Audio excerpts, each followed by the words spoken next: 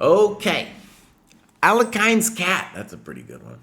So useful, this structure, to feel that you are making progress. The relief of not having to trailblaze my own path is real. It's encouraging to see how much care has gone into shaping the process. Even in its early stages, it offers just enough guidance to move forward with confidence and focus. Well, thank you very much. Thank you very much. Okay, here we go. This is Alekine's cat. And Alekine's cat is in the wrong cohort. Okay, Alekine's cat, you're in the wrong cohort, bud. So, yeah, you need, buddy, you're in the wrong cohort, man. You're way up top.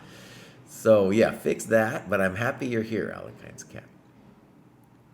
All right, Damon doesn't say anything. Let's go click into Damon. Damon is truly in the right cohort. 316. Also 412 Lee Chess. Has done a little bit of tactics. We're going to guess he's just here and probably doesn't have any games yet. Unfortunately, I have to click this twice. No games yet. So, Damon, welcome to the dojo. And, oh, you know what?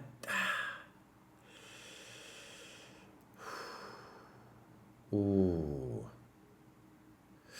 Wait a second.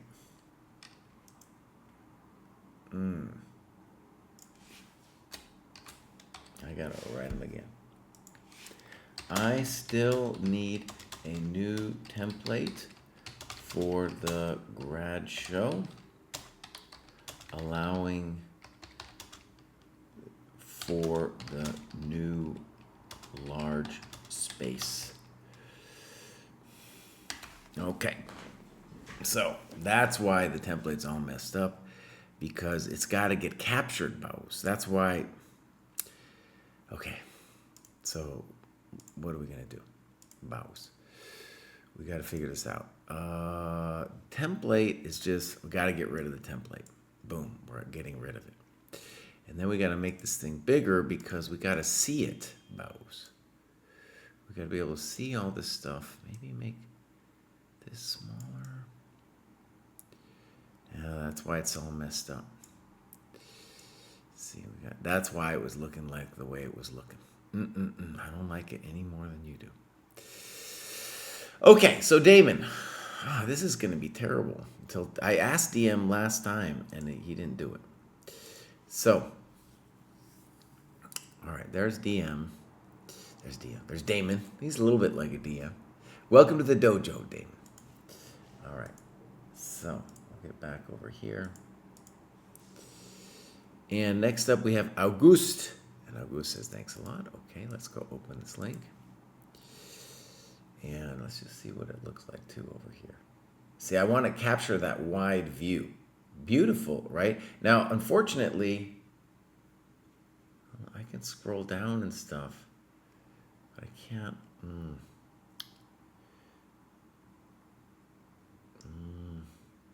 Okay, Kraai. We're going to try one thing before we lose our mind. See, how come... God, this makes me angry. How come I can't... Oh, it won't let me scroll. It won't make me move this down. It's a big jerk face. I can move it up, but I don't want to move it up. Why is that? No one knows. Oh, see, I can move it up, but it's not going to let me move it down. Why? That is pissing me off unbelievably. I don't know why. I could spend hours here trying to figure this out. Okay. DM, I need a new template. Bows. Mr. Bows, I need a new template. Okay. All right, so. It looks awful a little. It kind of looks awful, but that's what it is right now. So, Auguste, let's go look. You got some clubs, buddy? Oh, he's in the French club. That's a nice French name. Okay, we got some games. Boom. No games. So similar, well, he's been here for a couple months, and we'd hope he'd get a game in. So hopefully he'll get there. Hopefully he'll get there. Hasn't done any games analysis, been focusing on the tactics. Okay, we'll continue. Enroque. So let's go check out Enroque. Amateur, if you need a partner for... There we go, yeah. Great. Joined a little while ago, and you can see that Enroque has really been going for it. See, there's his amazing heat map over here. Oh, yeah. Dude, Enroque just got here, and he is slaying. He is slaying. So this is really great. And as you can see from his rating graph, join the dojo, buddy. You're going to start flying up. So here he is. Maybe it's no clubs. Dude, has he got some games in here? No games. Oh, I have a beautiful coffee. Okay. So Enroque, you're crushing it, and the next task is, of course, for you to put in some game analysis, a pillar of the dojo. Next up, we have Cool Hand. Cool Hand has also made some good progress. Joined a while back, but kind of sporadically putting in their stuff. About to graduate again, and really been focused on the tactics. Let's go see clubs, games. We're getting some quick profile reviews. So, my friends, it is a pillar, one of the 3 pillars of the Dojo Training Program, to put your games in. I have a feeling Scott's got some games. Let's first read what he says. Yellow asks, how do you find a club to join? Well, you go over your clubs, and I would say there's all kinds of clubs, but I would say the first club to join is wherever you are.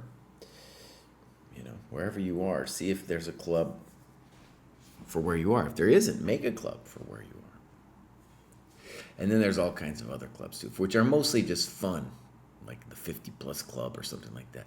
The local clubs are more important because you might meet somebody you didn't know existed who you could work with. All right, Scott says, I'm excited to share that I'm graduating to the next belt in Chess Dojo. Technically, I could have done this about 6 months ago, but at the time I didn't feel ready. I wanted to hit my rating goals on both ChessCom and Lichess first, and even had extra targets in mind, like my Lichess rating for Chessiverse. I don't know what Chessiverse is.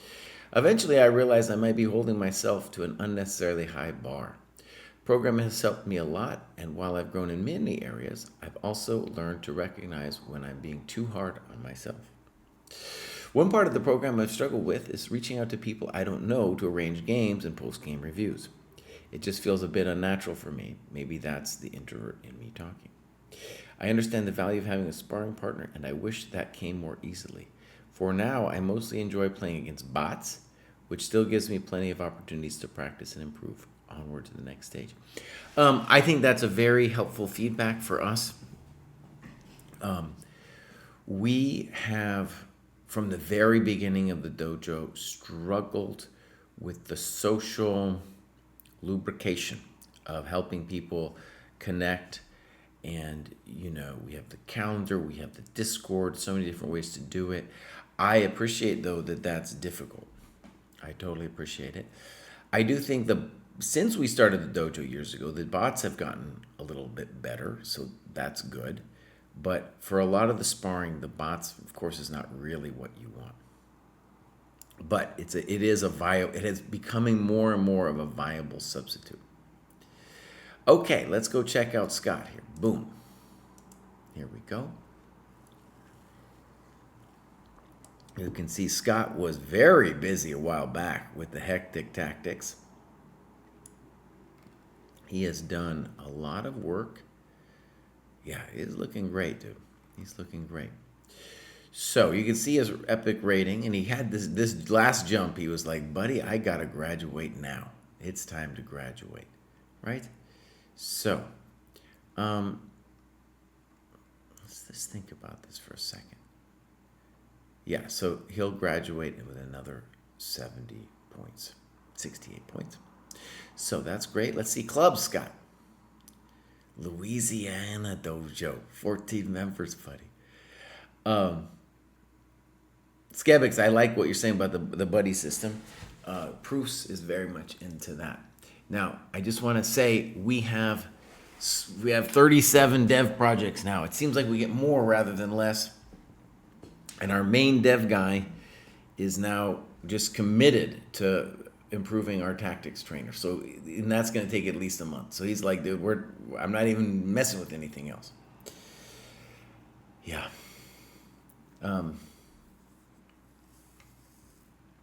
So,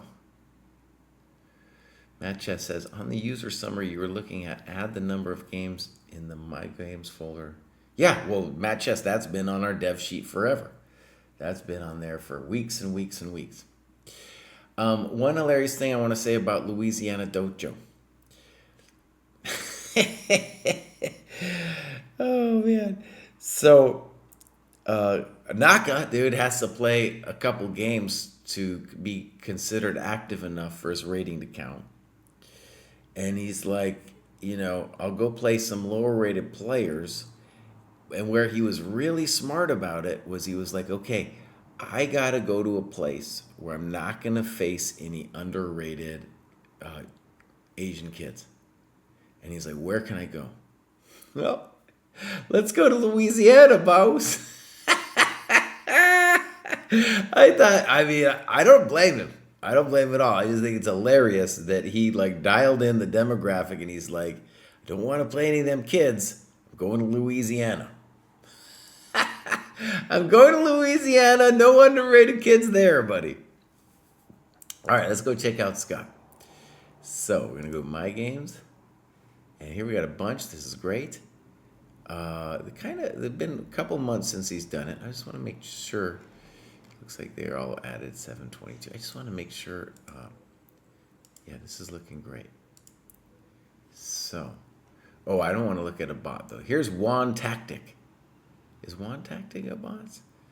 A bot? Sounds a little bit like body. Let's do. Oh yeah, these are all. I think, dude, these are bots. Mikey Miss Fad and Dr. Wolf, Seamus O'Verse, Emily Pafney.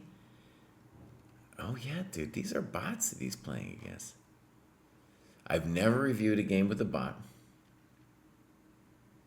Oh, we have loads of underrated kids. Basically, all along the East Coast, West Coast, any big city, you're gonna have loads of kids. Okay, let's go take a look at this bot. No times were given. Again, you can bring in the times from the games when you play them online. Now, I gotta just do this real quick. This is Scott versus Juan Tactic. I've never reviewed a bot game. Let's go into it. So, fine. Poor. Mildly poor because we're bringing the queen. The queen is essentially developed now, and there's no easy way to mess with her. Good. Passive, but okay. Poor because the square d5 is now weak. Good move. Good move. And then this is poor. Not a developing move. You're still doing fine, but that's just not a developing move. Knight d5. We want you to develop one of your pieces. Or play maybe a4. Bishop f8, really? Thank you very much. Juan Tactic is clearly, not... Oh, Juan Tactic, buddy. Queen d5, mistake. Okay. So, with queen d5, he misses... Well, it's funny. The computer doesn't really... clothe itself in glory or anything here, but rook a d1 looks correctamundo. Queen d5. Maybe you could do queen d5, honestly, because bishop e6 we get a snip, and then he goes for this. Okay. h5, terrible move. No one knows. Good move. Okay. No one knows. Rook. I want you to play rook a d1. There we go. This bot is making random moves. Check. E5. Very nice move. Very nice. Ooh. Checkmate, Juan Tactic. So, just for my own sense, the thing about the bot that's interesting is like a human would make all kinds of mistakes, right? But it's not going to ever play bishop f8 here. That's just not something a human, I don't think, would do. But there you have it. There's one bot. Okay. Yeah, Graham Duras is talking about the Ohio State Championship and all full of underrated Asian kids. Naka was avoiding those kids, buddy. He's like, what state can I go to? Let's go to Louisiana. They haven't found that state yet. It is dangerous, by the way, what he did. He won all the games, so it looks like a genius move, and some people are complaining about it. I'm not really complaining about it. But, if he had drawn one of those games, it would have been a mild catastrophe for his rating. Or if he blew it. All right, so here we go. Grad show. I'm going to guess RF Rooster is not logging all their stuff. He's over here, 602. We got some clubs. Oh, yeah. These are some good clubs. Okay, good.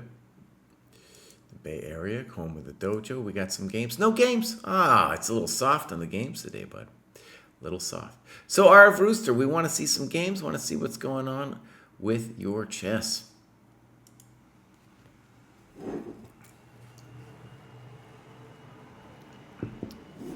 Now we have Alfiel Roberto. I love going back to books, Kindle in this case, instead of online puzzles, and playing a long classical game was really helpful to slow down and think. Yes, it is. Okay, here we go. Here is the alfil. The alfil is the bishop, a remnant of Arabic and Spanish, alfil. And we don't have too much. Joined very recently, though. So, no clubs and no games. Well, Alfil, welcome to the dojo. Yeah, and you'll have more tasks, and you'll have a game by the next time we catch up with you. All right, next up we got Rusty P. There's Rusty Nail, and then there's Rusty P. Rusty P is, he joined the dojo, buddy. He just went straight up. Also joined fairly recently. Let's see what's going on. Boom. Nothing. Do we got games? We got some games. All right. Bang. Uh-oh. So in order for this to really count as an annotation, we want to do more than that. Let's see if this next one has got some stuff. No. Right, we need more. We need more thought in our annotations. Okay, I'll do one more. Yeah, we need more.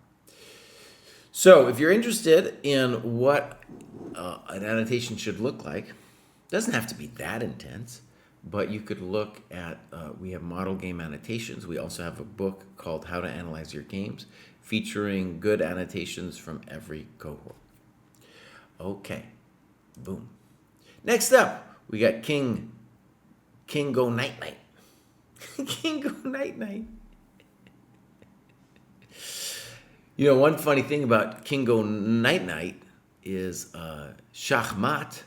That's what it means, King Go Night Night. King gets killed. All right, here we go. This is my first graduation after being in the program for almost a year. Congratulations. For the past 3 months, I was grinding hard. Puzzles and annotating games became things that I started to enjoy rather than tasks that I just needed to do in order to improve. Chess has become ever more enjoyable and at times even more frustrating. The support and comments from others has also made all the difference. As far as the game review, please review my game with Mayur. I had a lot of great feedback from a lot of great members, but I'm looking for a simple way to play a middle game in what seems like complicated positions. Okay, now I just want to say some graduations are better than others. Okay, so if somebody's working at it forever, dude, and puts in 104 points of work, you know that this was a great struggle for them, one that they came to enjoy and grinded it out. Beautiful, beautiful. Okay. So, this is King Go Night Night, a senior adult, neuropsychologist. Oh, this is interesting. Thank you for the bio, too. If I had a question for King Go Night Night, I guess what would be interesting for me is I have a friend who is a retired psychiatrist, and he is of the strong opinion. He says the data supports this. I haven't seen the data yet. I'd like to do a Dojo Talks on it. is it true that chess and things like that, we're using system 2 thinking, can stave off dementia? It's not going to prevent it, but does the data show that's going to stave it off? And is it part of your like belief system that that's what you're doing? That would be interesting for me to know. All right, we got some clubs, 50 plus, 168. And one thing about 50 plus and ADHD is when we were kids, that word didn't exist. so like, I think we'd call them a spaz back in the day. You know, we'd call them a spaz. We didn't really have that word though.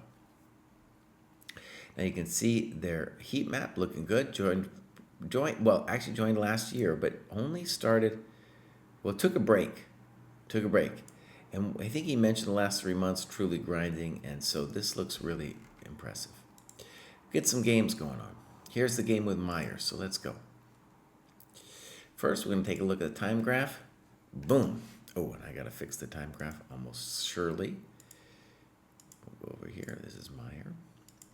Okay. So what I want us to observe is our hero is playing black, and our hero did much better than his opponent in terms of using their time. Now, it could be that our hero lost on time in this game.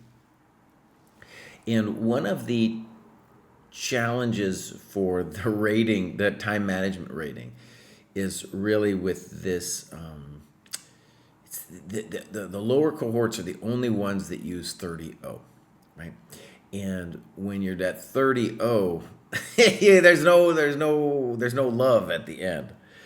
So, I think the time management rating is a little challenged here, where he needed to be moving faster, right?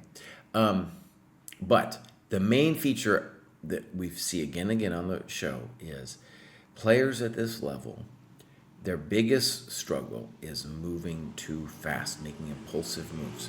So from a long-term chess improvement perspective, even though maybe Night lost on time here, I'm encouraged by the fact that he moved slowly. Okay, so here we go. Boom.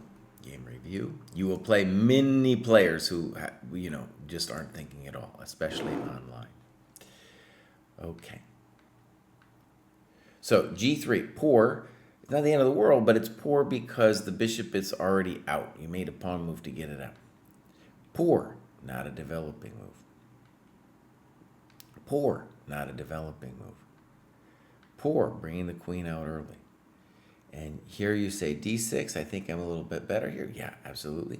Now, as a general rule of thumb, we want to bust the position open when our opponent doesn't develop. So the move I want to be looking for is D5. Now, maybe D5 now, I might worry a little bit about that. So I might castle first and then play D5. Right? So just in general, your opponents will give you, they'll move too fast on the clock, and then they will also not develop. And when they don't develop, we want to open the position. The value of time increases when we open the position. I have two courses on this on Chessable. I have one called It's About Time and another one called Mastering Time in Chess. I use Dojo games to illustrate all of those, training examples. So, poor, G4. Yeah. And you play a nice and simple move, Bishop E6. Okay. Bishop E6 is, however, a little controversial because it's not clear what you're going to do on Queen B7. You mentioned Queen B7, Bishop C8, but that's not it because your pieces are hanging, right? So, Bishop E6 is a little weird, okay? And if we go back, one thing that I would be interested in is, can I whack him? So let's go see if we can whack him. Check to the miserable king. King E2. Check to the miserable king. This is what you get when you don't develop. So knight E2, we have whack. and we win the rook. King c2, we have whack, and we win the rook. King e1, we have whack, and we win the rook. So bishop e2 is, I guess, the only question. But then we're going to say check to the miserable rook, bishop f3. Check to the miserable bishop, my good friend. And now I'm going to take everything. Like bishop g4, I'm going to take this one. House is falling. House is falling apart. That's what you get when you don't develop house. That's what you get. Okay. Bishop e6. Your opponent does not think and instantly play c4. Terrible move. Now your knight on c6 is free. b6. Yeah. So b6, totally unnecessary. Notice that what it suggests is that you maybe missed queen b7 before, and now you saw it and you were like, oh, right? But this one, you just look at it and you're like, oh yeah, that's where the steed goes. That's where the that's where the steed goes. Okay, b6, you're still crushing him. Good move. Queen c3. Castles. Okay. Now, just to point out, well, okay, let's do it. Castles, b3, very slow again. Bishop b4, exclam, very nice move. I was going to mention it last move, but I was like, it doesn't necessarily end the game, so I wasn't going to mention it. Queen d3, and now rook e8. So rook e8 is, let's call it only an apparently developing move. And again, what you want to do now when they don't develop is focus on how we can create threats, how we can open the position. So a great move here, I think, a very simple move anyway, would be knight d7 and threatening knight c5. That would, actually it's threatening to win the queen, see? So I don't know, let's just make a move for him. Check to the miserable queen. We're not even interested in this one. Queen goes here, something, got him. Goes f1, got him. It's a real hassle in the castle. And that's what they deserve. That's what they deserve when they refuse to develop their coconuts. Right? That's what they get.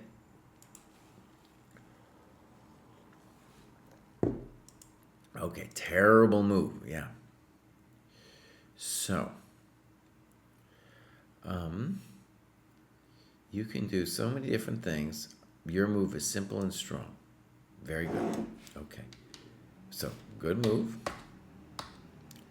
Good move. And now you played c5, which I guess it's okay. Okay, fine. Snip, boom. Now notice what he did. Please notice what he did. Your rook wasn't really in the game, and now, boy, oh, it's in. It is in. And your opponent doesn't see it? Yes, thank you very much. h4, complete waste of time. Queen e7, good move. Rook h2, rook e8, good move. You're killing him. King d1. Okay. You make a simple and strong move, rook f4. How could it be wrong? Yeah. Bishop h5, knight takes. Fine. King c2. Okay, you are murdering this poor soul. I'm just going to take a quick look at the time. You are, well, actually, it says right there, 8:51. We do want you to speed it up a little bit. So now we're in the stage where we have a kind of different task where we're aiming to finish the guy off. Now, you're going to play queen f6, f5 to exchange queens. I think that's a fine way of playing. You could do so many different things there too. See, let me just look at something for a second. Yeah, so this was all fine. This is also fine. It's a little slow, but this is fine. I would trade this knight. Why? Because the more you can trade, the easier your task is going to be. In general, at this level, your goal in chess should be, I want to trade all my opponent's stuff. I'm going to win stuff, like you have. Then I'm going to trade it all off. And then I'm going to execute with just, me having more stuff than my opponent. So good move. But now the knight is going to mess with you a little bit, see? Now you get messed with. Rook E5, I don't understand that move. So it's become a little difficult now. I definitely think you're going to lose a pawn, first of all, but you should consider Rook E6. Now he's messing with you. D3. I think that's a nice move. That's a great move. But look where, but I don't think you understood your own idea. Because look what you had here, Bows. Oh, baby. Oh, baby. D3 was a better move than you gave credit for. Here, you're down to to a minute, so it's going to be rough. Knight G5. Good move by your opponent. Knight F4, Rook D1. I guess black lost on time. Okay, so night. Let's talk this through a little bit.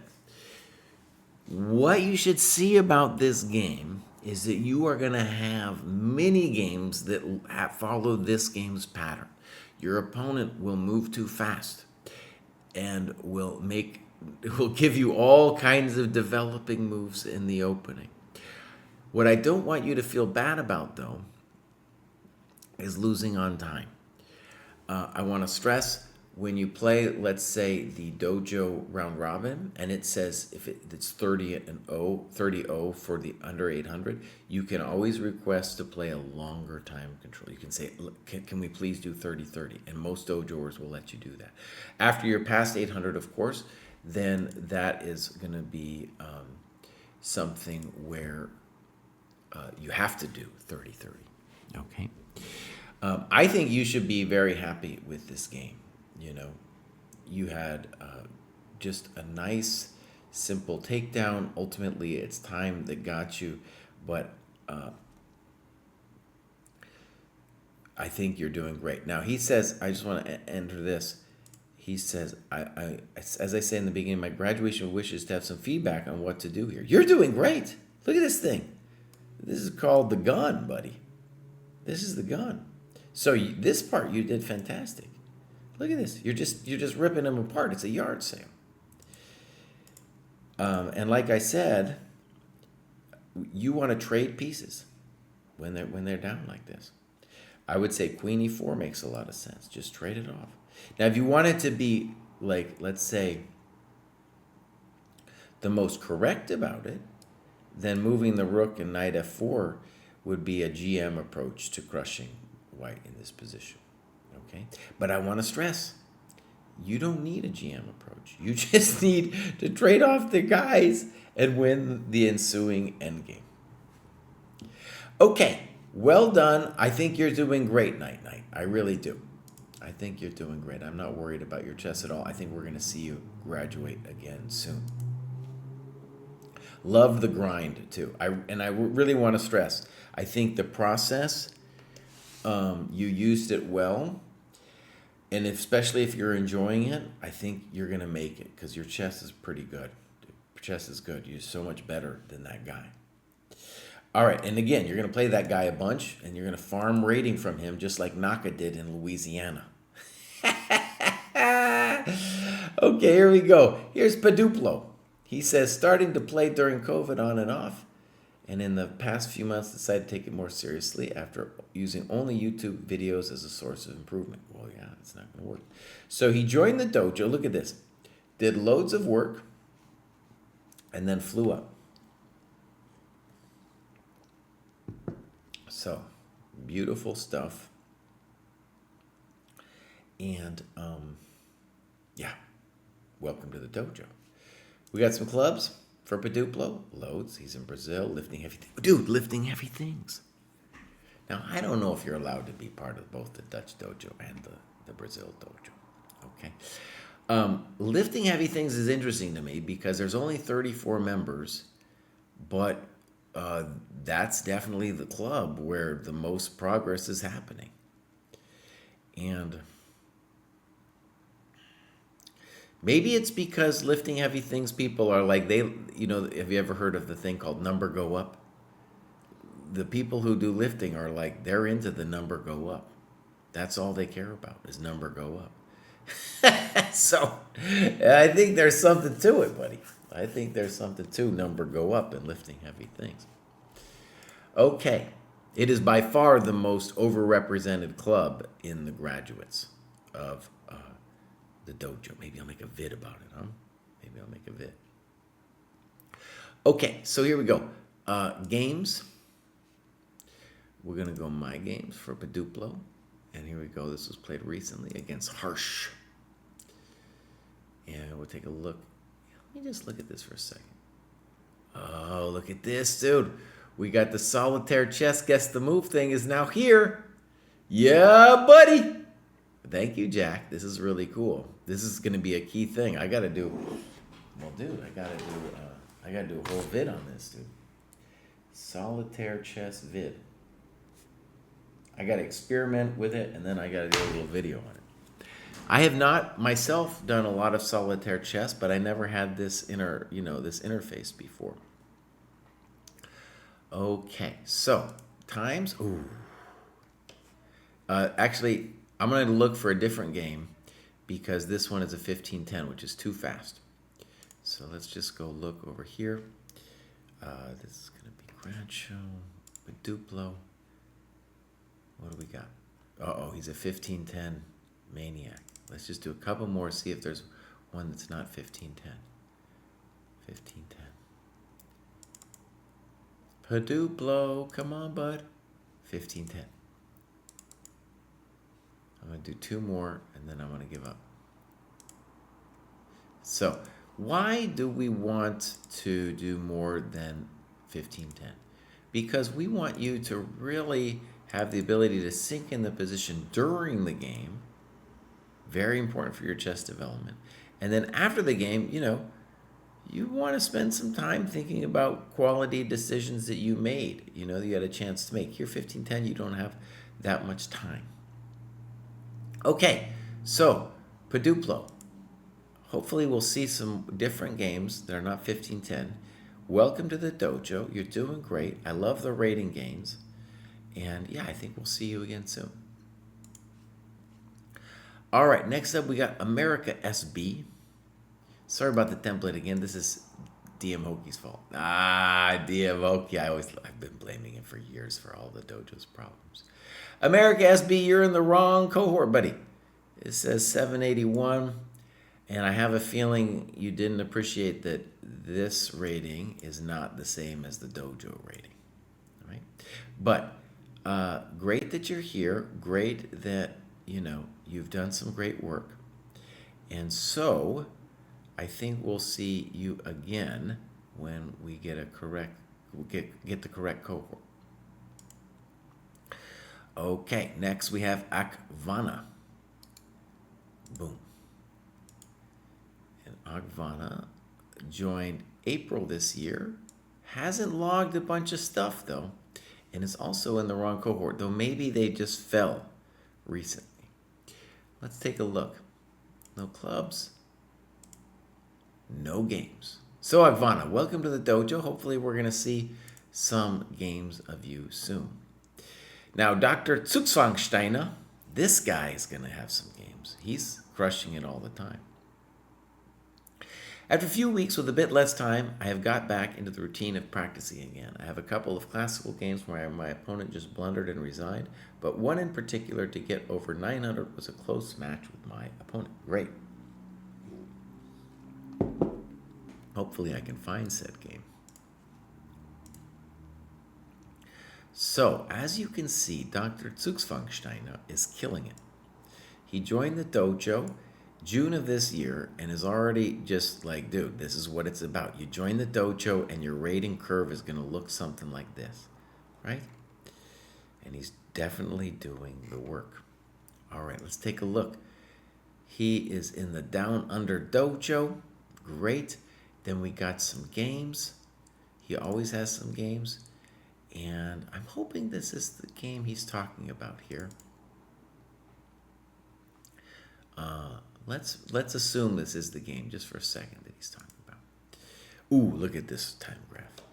Look at this time graph. So this is 30 plus 20. Generally, we want 30 plus 30, but this is close enough. Look at that time graph, my friends. Dang. That's a beautiful time graph. Yeah. So let's just say that generally at this level, you're not going to see opponents you're going to see opponents outside the dojo who aren't using their time. And here, it's very impressive, this fight that happened where both players used their time. So well done. We'll go game review. And let's take a look. Okay. Fine. Bishop g4. Okay. I've spent a lot of time playing this position as black, not with bishop g4.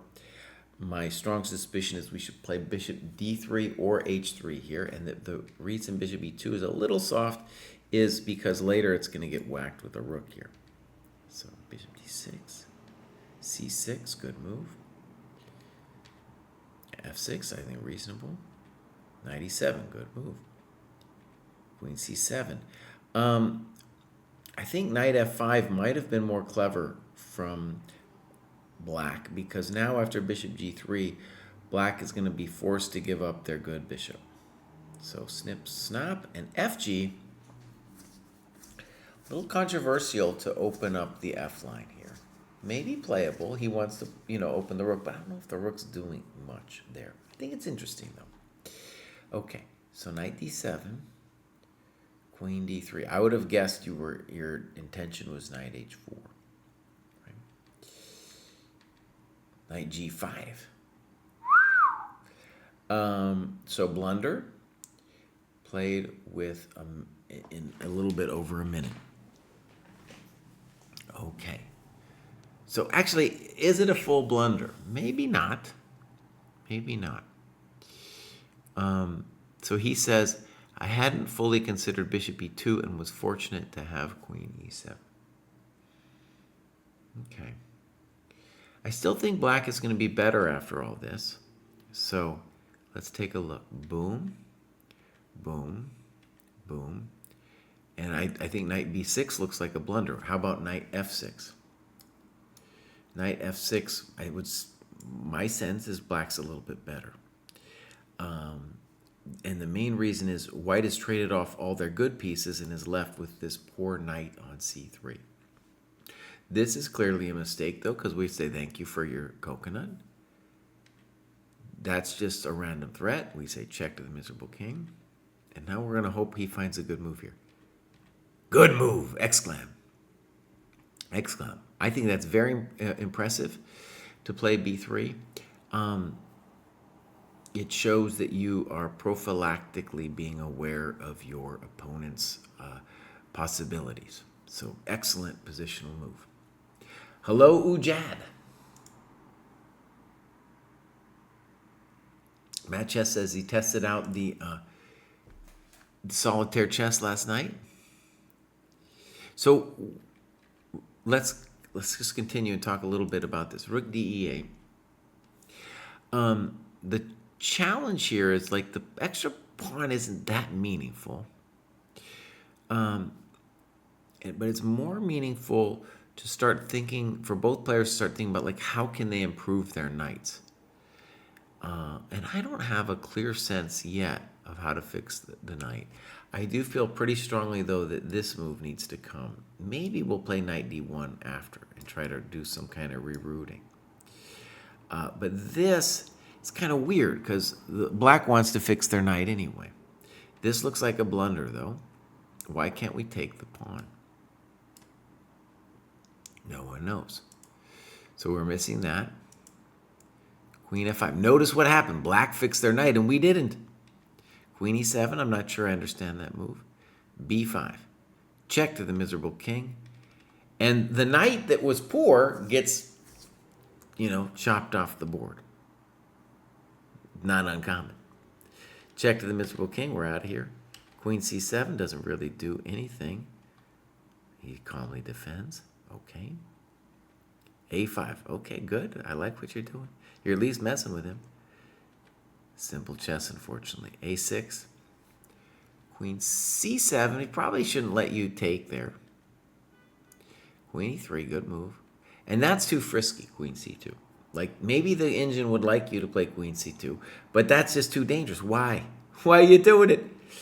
And then he blunders with rook a8. Now, it was got to be said that a key reason he's in trouble here is he's going to snipping pawns when he's up a knight. What are you doing, buddy? What are you doing? If you had just like a simple, what would be a simple move? Something like knight e4 or rook e8. Rook e8's very simple, right? Okay, good move. Yeah, queen a4 it's dangerous, but I like your variation. Queen a4, queen e7, rook c7. Check to the miserable king. Now his rook is dead.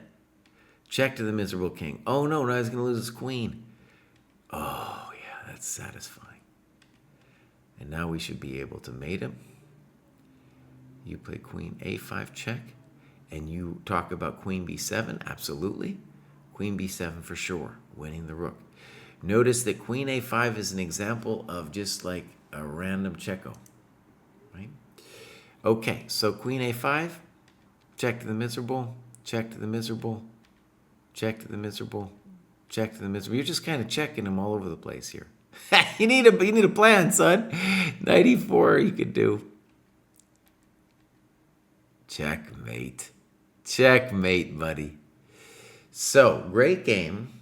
And let's just, for the fans and for Dr. Zugzwang, is we want to say that games at this level are still being decided by people hanging stuff.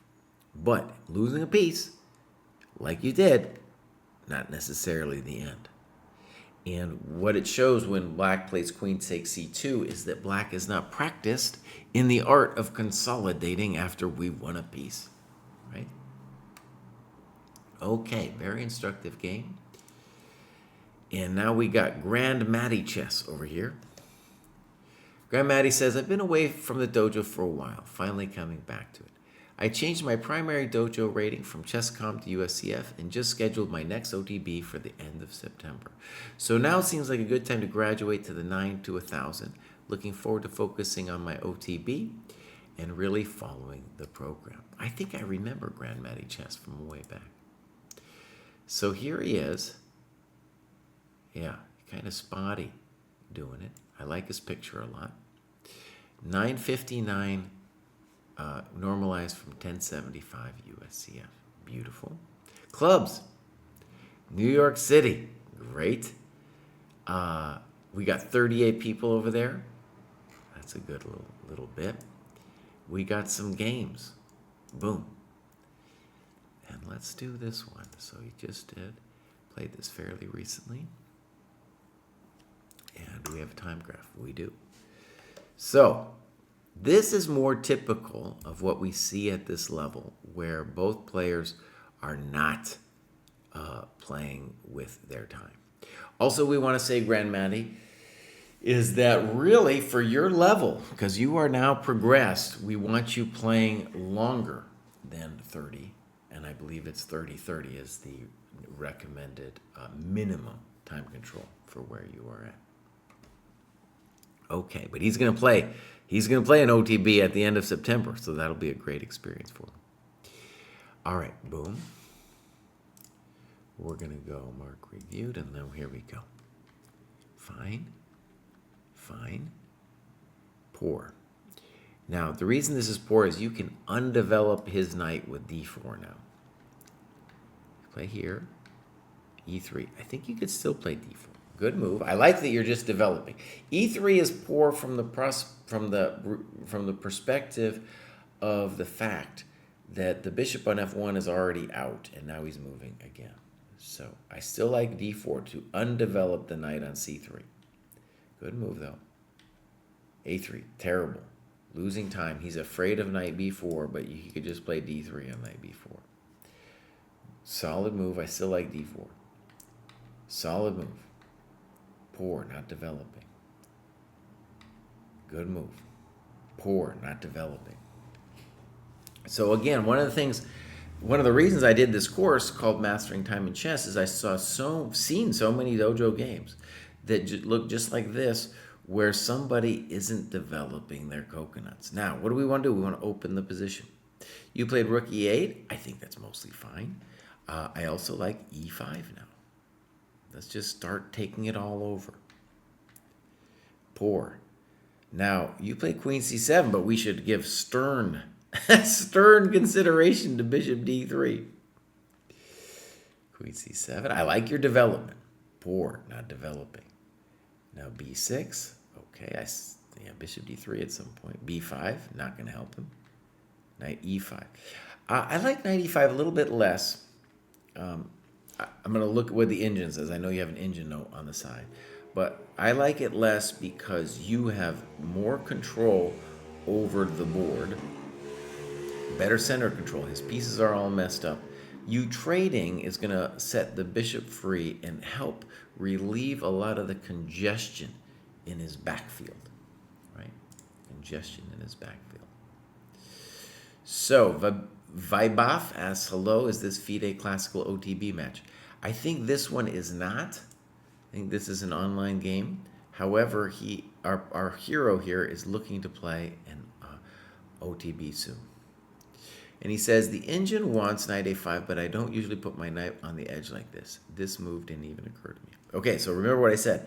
When they don't develop and they're getting scrunched, we don't want to trade pieces. The knight on a5 prevents that. Also, he's going to look into things. He's going to be looking in. Peekaboo. He's going to be looking in. All right, so snip, snap. d4. Let's just go back. Oh. Okay, maybe. I'm okay with that. ED is a little weird. Fine. Fine. Beautiful. You're doing great. Bishop f4. I like rook c8. Okay.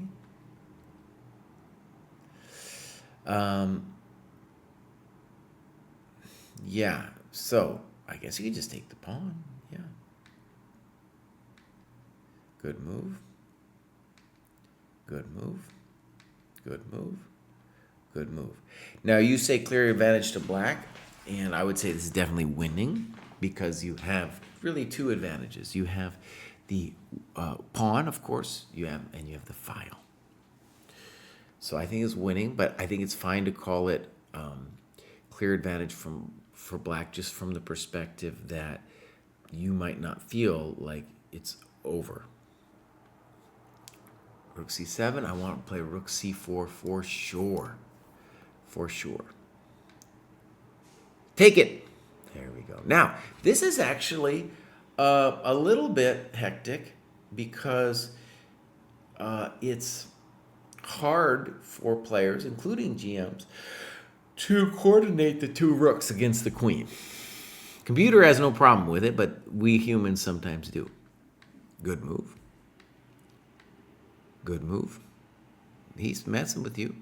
Now you take on d4. I think I would take on a4 because when he plays queen d7, he's going to be touching the coconut on a7. Here you go. Queen b6. Oh, it's getting spicy now. d3. And now queen d6 would be the main question mark. What are you going to do there with queen d6? It looks a little like we've lost control of the game with queen d6. Okay? So let's go back and look how it happened. We need to control all the squares. So on queen d6, we should have taken this bad boy, and now we just go away, and we're like, no, I'm going to win that one at my leisure. We'll give ourselves a luft move. He's not doing nothing. So this is an example of containing, and what you did was you went for it. And when those coconuts fall, it's dangerous because the a4 and b5 are running. Now I think rook d8's crushing. Did you do it? Good move. No, that isn't it. Ah, there we go. There we go, buddy. Goodbye. Goodbye. I'm on my way now. King f1. There we go. That's what we like to see. Check to the miserable king. Snippo snappo. He should resign. Refuses. Yeah. Check to the miserable king. Very nice victory. Okay. I thought that was a very nice win. And I want to stress for you and for the players watching that at this level, you're going to see a lot of this. And what by this, I mean people who don't take their time, who don't develop their pieces. And they will hang stuff less. Okay, because we're getting to a period, like once we get around 1,000 dojo, there's going to be some less hanging of pieces, but they will give you time and they will give you clock time as well. I shouldn't say give you clock time. They just won't use their own clock time. Okay, so here we go. Boom. We're going to go grad show. And we got Sverbs. After Sverbs, I'm going to take a little break. What is Sverbs going on? Well, maybe Sverbs doesn't tell us much. He's 1001. Hasn't done much work. Joined kind of recently, so maybe maybe doesn't got anything over here. Okay, great. So I'll be right back. All right, my friends, we are back with the business here, and we just did Sverbs, and how many? Oh, dude, we got 29 today. That might give me a heart attack. Let's see if we make it. All right, we got Ollie up next. Ollie doesn't got much to say.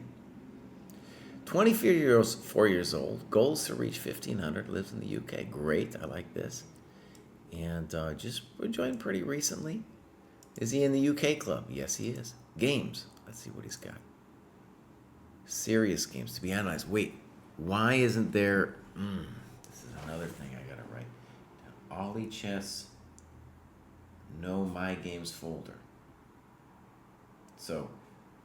that's not a problem for Ollie Chess. It's a problem for the dojo because this whole what's going on? Wait, no, I get it. No, I'm sorry, my bad, my bad. I was like, wait a second, I don't see the My Games. Okay, so serious games. Let's go look. He divided his My Games into a bunch of different categories. So first game, dojo round robin tournament. Beautiful. Okay, so we got times. Look at this.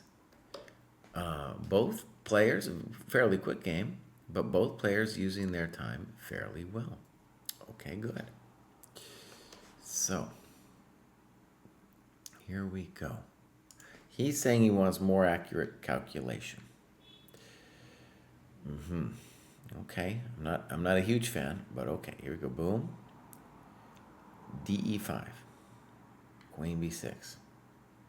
Based on principles I have learned from Game 5 in the most instructive games of chess ever played, Chernoff critiques move Queen a5, saying that the queen should not be moved so soon. Therefore, I saw this move and did not think it was overly strong. However, I believe I made the wrong move by playing ed5. Now, let's just say it's an interesting position. I believe... I have no idea what's going on. I'm prejudiced against the move f3 because it blocked all your coconuts, right? I know it's a variation. Black might have known this thing, and it looks kind of scary because he's like, you can take all the pawns you want, buddy, but I'm going after your king. So, ed5... and you talk about knight c3 in the post-mortem. So, or maybe bishop d3. Exclam. Queen e2. And now you're just losing your coconuts. So you got tricked by a prepared line. And, when you play a move like f3, you got to expect something like this is going to go down. Snip, I guess we're toast now. Check to the miserable king. And now this looks like a clean blunder. Queen takes b5. Clean blunder. And now what did he do? He just hung a piece. So think about it this way. This guy playing black probably practiced this complicated variation on chessable. But then, when it came to queen b5, dude didn't have the skills to deal with the position. So now you're winning. Or are you winning? I don't know. You're up. You're doing great. D4. Now, you took on D7, and that's probably fine. You could have played knight D5 maybe too. Beautiful. Now you have a nice, well, very nice position. Good move. Castles. Great. Great. Look at this. Boom. Great. Absolutely fantastic. Before I call it too fantastic, though, let me just ask a questione. Sometimes we want to ask a questione. Could you win this coconut with knight b3?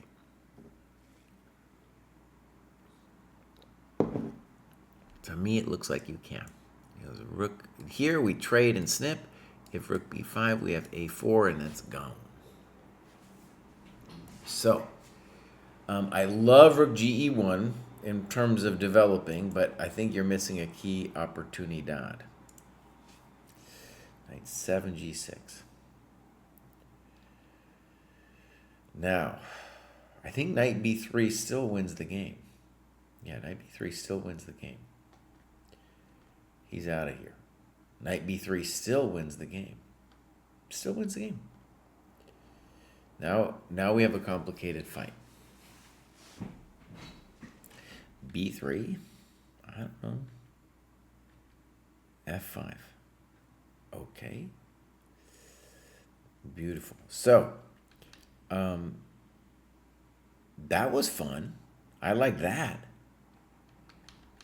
So f4, knight c4 is actually a surprisingly, it's already really bad. Oh, f4 is very nice. So he missed knight b3, and it's a little bit more complicated, but it looks crushing. I'm not sure I see anything to do for black. Oh, I like this a lot. He's putting, well, let's just work through it a second. So here, the question is, could black have stopped this? And so if we take, there's, white's definitely better and everything, but we're not going to lose the exchange. And here we're going to take here. Yeah, okay. So that was better for black. Exclam, exclam, exclam. Game over. Beautiful. Check to the miserable king. Ollie, well done, buddy. Well done. Yeah. Got a little lucky. And, when you play f3, you just got it. That should be, the whole thing is like, when I play a move like f3, I'm going to be subjected to some kind of crazy things like this with queen b6. All right, here we go. Next up, we have Krebstar, and Krebstar has been around a while. I haven't been doing many dojo tasks lately, but with this graduation, it's my goal to get back into a routine. I've also been struggling with what cohort I belong in, as my OTB is too low. But after switching back and forth, for now I'm going back to using my online rating to determine my cohort while I continue to play an OTB in an effort to raise that rating. Okay, so let's do that. We're going to follow what he wants to look at. Omaha, Nebraska. Yeah, I think Naka might come over there to Omaha next, dude. After Louisiana, dude, I think he's going to go to Omaha. Not many tiny Asian kids there, buddy. Maybe he's going to be over there. Okay. So, yeah, OTB's lower. And definitely I think it's a good aspiration for you to work on that OTB. Looks like you're doing some good work here, for sure. Good macro distribution. Clubs. Midwest Dojo. Nebraska Dojo. That's more like what I'm talking about. We got 3 in Nebraska Dojo. There we go. I want to see that thing grow. Games. My games. And I'm hoping that this is the right one that we're looking at here. Wait a second. Didn't he say something? So my most recent game is the one he wants to look at. So let's go. Boom. go. First, we got a time graph. We do. Let's go click that. Very nice. So this is a 2-hour game, which means he had to manually input the times. Might seem difficult at first, but once you get in the habit of it, it's very much worth it. Great time graph from both players. In the experience of the dojo, games that are played online usually are of a higher, are played OTB, usually have a higher quality. Generally, people will take more time when they're playing OTB than when they're online. It's more distracting online. It's more conducive to making impulsive decisions. Okay, so here we go. D4. Fine. Fine. Fine. Fine. Fine. Okay. Rook E8. Okay. Maybe C5 is slightly stronger. Your opponent finds a nice move, stopping you from doing E5. Bishop E2, Queen E2, C5. Great. F4. Okay. Now you play Queen C7. It's probably okay. I would have preferred Rook C8 or Queen B6 just to look at their coconuts. And C4 is very ambitious. I never know what to do when my opponent creates a square of pawns such as this, looking into it. Wow. It's maybe their best try. In general, when you're playing like a stonewall-y thing like White is doing here, it's controversial to really light it up. But I think this is okay with what he's doing. I would be interested in playing DC here. You go snip, snap, and then play B6. And I don't like that too much, because now your queen has to get out of the way. You played A5. That looks like a blunder. So you got to play Queen B7, right? Got to go. Got to get out of dodge. A5, C takes, Queen B7, Rook C6. I feel like this should be able to be punished and for me to at least win an exchange. Okay, so let's just say the obvious. This looks like a clean pawn by taking. Okay, Rook C6. Good, good, good. Now, whether or not you're winning the exchange or not, your knight is now amazing, and this bishop is kind of terrible. All right, Rook D6. Now, what's weird about it, it might seem interesting for the rook to be there, but he's also getting in the way of like his knight. That was like maybe the one plan he's got. Now you played Rook A8. I don't like this move. You spent 6 minutes protecting the knight, as the queen shouldn't be the only one doing so. But this guy's just a tourist now. We don't even want to mess with that knight that rook anymore. So at least in terms of just default decisions for black, I would want to play Rook C8. And then at some point, I'm going to move the knight, probably to F8. And I'm just going to be like, I got a pawn. I got a beautiful knight. My queen is touching this weak square. We're doing great. So now I'm a little worried that his knight's coming in there. Knight E7. Queen F3. I'm getting worried now. Oh, no. What are we doing? King H8. This can't be it. Oh, no. We're all falling apart. Oh, did you miss it? And now I think we're lost, like with the minimum Queen E6. Bishop A3, maybe even stronger. Boom, boom. Okay, so we fell apart there, Nicholas. And I would say definitely it kind of, you did great up to this point. You outplayed your opponent, okay? And I guess right here, you missed how strong this knight was going to be. And then you kind of lost your mind after Rook A8, Knight E4. It might be a difficult position already, but honestly, I think you're still okay if you just play Rook C8. Because see, the knight can't come and D6 you until the rook moves, and I don't know where the rook's going. And next move, we'll play Knight F8, and I think we should be okay. Queen laterally defending to the F7 square. Okay, so good. I think it's great what you're saying with the OTB, right? You're doing beautifully. Okay, so I'm looking forward to seeing you again. That's the famous Crave Star. He's been around Dojo for a while. I just realized something nasty about this. Hold on, let's go back. Okay. We'll get there. Look at this. This is all. DM Hokie, I need help, buddy. You got to get me. I asked you a while back, buddy. I need help with this layout. Now we got Malta. Malta says, I haven't been doing many dojo tasks lately, but with this graduation, it's my goal to get back into routine. Oh, excuse me. I'm reading Crepes. Malta says, I finally took some time in the last months to schedule a couple of classical games with fellow dojo members. Subsequent postmortem discussions were super useful. Beautiful to hear. Now you can see Malta is using the program, has graduated numerous times, and joined last year, kind of maybe getting serious about it now. A lot of times we see that at the dojo. They join and then they aren't super serious for a while. Clubs. European, aus Deutschland. Okay, then we get some games. My games. Nothing. Oh, Malta.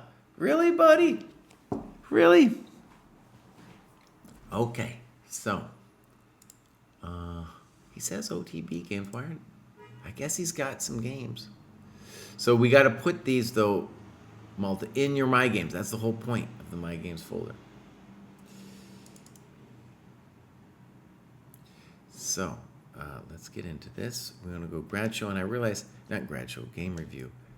Well, first cry. First things first. We don't have any times. We want to fix our little layout a little bit here. So let's give this a little fix.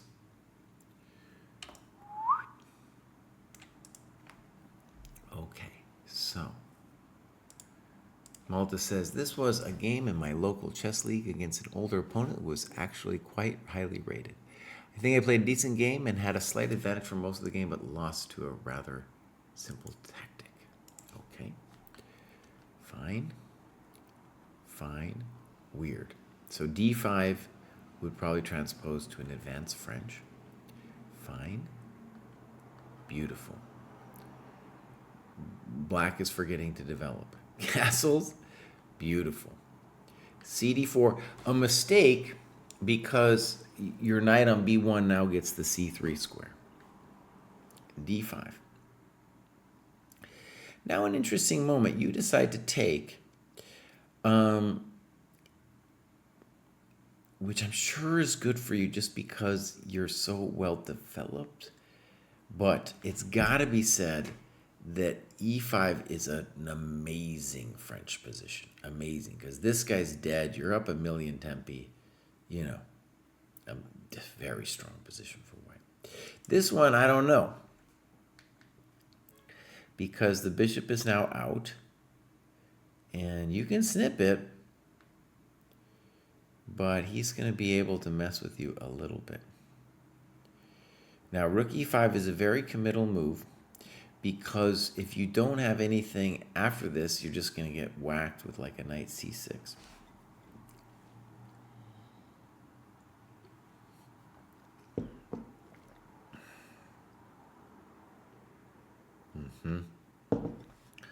Okay, so we need to come up with a way to put pressure on black.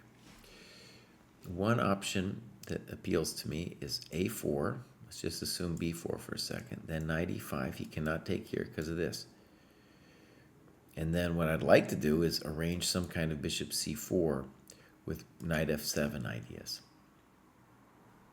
That's just an idea. This isn't it though. Okay. Now black's fine. b3, I don't get it. Okay. You're developing at least. Bishop c2. Why would we do that instead of bishop b1? Right? To totally get out of the way. a3. You're playing passive now. Queen d3. Knight e7. Probably a good move. H3. Knight G6. Maybe Knight D5 is what I would prefer, but okay. G3. Rook C6. H4. Okay, so look at what you're doing. You're obsessing over mating him over there. And the difficulty is your pieces are all kind of nasty. Queen C7, King G2, Knight D5, finally. And he's setting a trap, and you fall for it here with H5. And this is what you call the reloading tactic. It should be said that you are positionally lost here because black has control over the blockade square, has control over the C file, and even if it were true that he had to go back to F8, we would still say white is in big trouble, right? Okay, so game was lost with Knight GF4. Malta, I really want to suggest that next time you put in the times, right? And but I like what you're doing. You're obviously playing somebody here, this older guy, who is pretty strong. He had a positional sense of what was going on, right? And as you go up the rating ladder, that positional understanding will become more and more important. I would say you're kind of at the beginning of it here in the 1200 to 1300, where it starts to be important. And by important, I just mean it's always important, but it will start to decide games, right? Yeah. Okay, beautiful. Let's continue. And now we got NC. NC doesn't tell us anything. Let's go see what's going on over here. NC doesn't say much. Looks like they just joined. Doing great in this. He's actually ready to graduate again. Yeah, he's ready to graduate again. Clubs. French. Okay. Club. My games. We got something. No game. So I think NC basically just joined and is able to graduate again. So maybe they'll do some annotations and then come back to us for the graduation show. AC Secret. AC Secret's a famous dojoer. He's graduated numerous times. And you know what? I'm going to say, I want to say more icons, more grad icons than 3 in grad list. Because a lot of these people have graduated more times than 3. Okay? So here we go. AC Secret says, I recently joined a 60-30 FIDE rated tournament. It's the Philippine elimination lose-on leg for the 2026 Chess Olympiad. Beautiful. I got 3 out of 8 games. I lost 20 rating points, but it's all right. I changed my preferred rating to FIDE as opposed to ChessCom, adhering to Krai's request. Next tournament is in October. 6-round, 60-30 FIDE stand. There we go, AC Secret. There we go. Let's go check out AC Secret. How many times has this dude graduated? If we go down here, look at this. Dude, this guy's graduating all the time. This guy's on it. Now, 1306. Beautiful stuff. He's just changed it to FIDE. Before that, you could see that was his amazing run where he gained 1,187 points, 562 Lichess. So he's clearly crushing it. Clubs. Do we got a Philippine club? He's got the Asian dojo. So AC Secret. And now that I know you listen to me, if you identify as just simply Philippine, that's great. Make a club that's called that. Or maybe you have a city there you live in, and then put that city for your club, right? And he's part of the Jeans Club. He's part of the Jeans Club, man. Okay, games. My games. Did he mention which one he wanted me to look at? I don't think so. Okay, so we got some cool OTB games, it looks like. This one was just added. We got some clock use. No, we don't got the clock. So we're going to go game review. So, fine, fine, beautiful. Aggressive, too early pawn push, right. So, the general idea of what we call the hyper-modern openings, of which the King's Indian is one, is to allow our opponent to take the center with the thought that we will be able to collapse it later. And a move like e5 is definitely going to help us collapse it, partly because they're not developing. Good move, good move. Now the center will collapse. Simple chess, black is arguably already winning. Bishop e2, thank you very much. Excellent move. Yeah, I think we're winning now. Queen e3. Now, we don't want to play knight f3, bishop c3. Your knight g4 move, honestly, looks great. Yeah. Knight g4, queen c1, passive. Queen b6, simple and strong. And now knight e3. Probably fine. Yeah, looks good. I mean, how can it not be fine? Rook g1, bishop f5. Look, you're killing it. Bishop d1. Bishop h6. That's not very nice. That's not very nice. That's not very nice either. Check to the miserable king. Bishop b3. I guess queen b6 is also I call it simpler. But that's, it's hard to argue with that. Hard to argue. So, AC secret. Crushing victory, dude. Crushing victory. When you play this next tournament, I really encourage you to write down the times. It might seem onerous at first, but it's definitely something that you can do. This is a classic takedown of the center, and so that was good. Let's call it opening understanding on your part. Now, what I mean by that, this isn't in any opening book, but you need to know how to take down this kind of premature advance, and he did it perfectly. Okay, so here we go. Job Houseman asks, how do you analyze time management? I will look at that soon. Somebody says I skipped Gino. Maybe I did. Let's go back. Did I skip Gino? Oh, maybe I skipped Gino, Bows. We got to go back and do Gino. Sorry about that. Thank you, Persephone.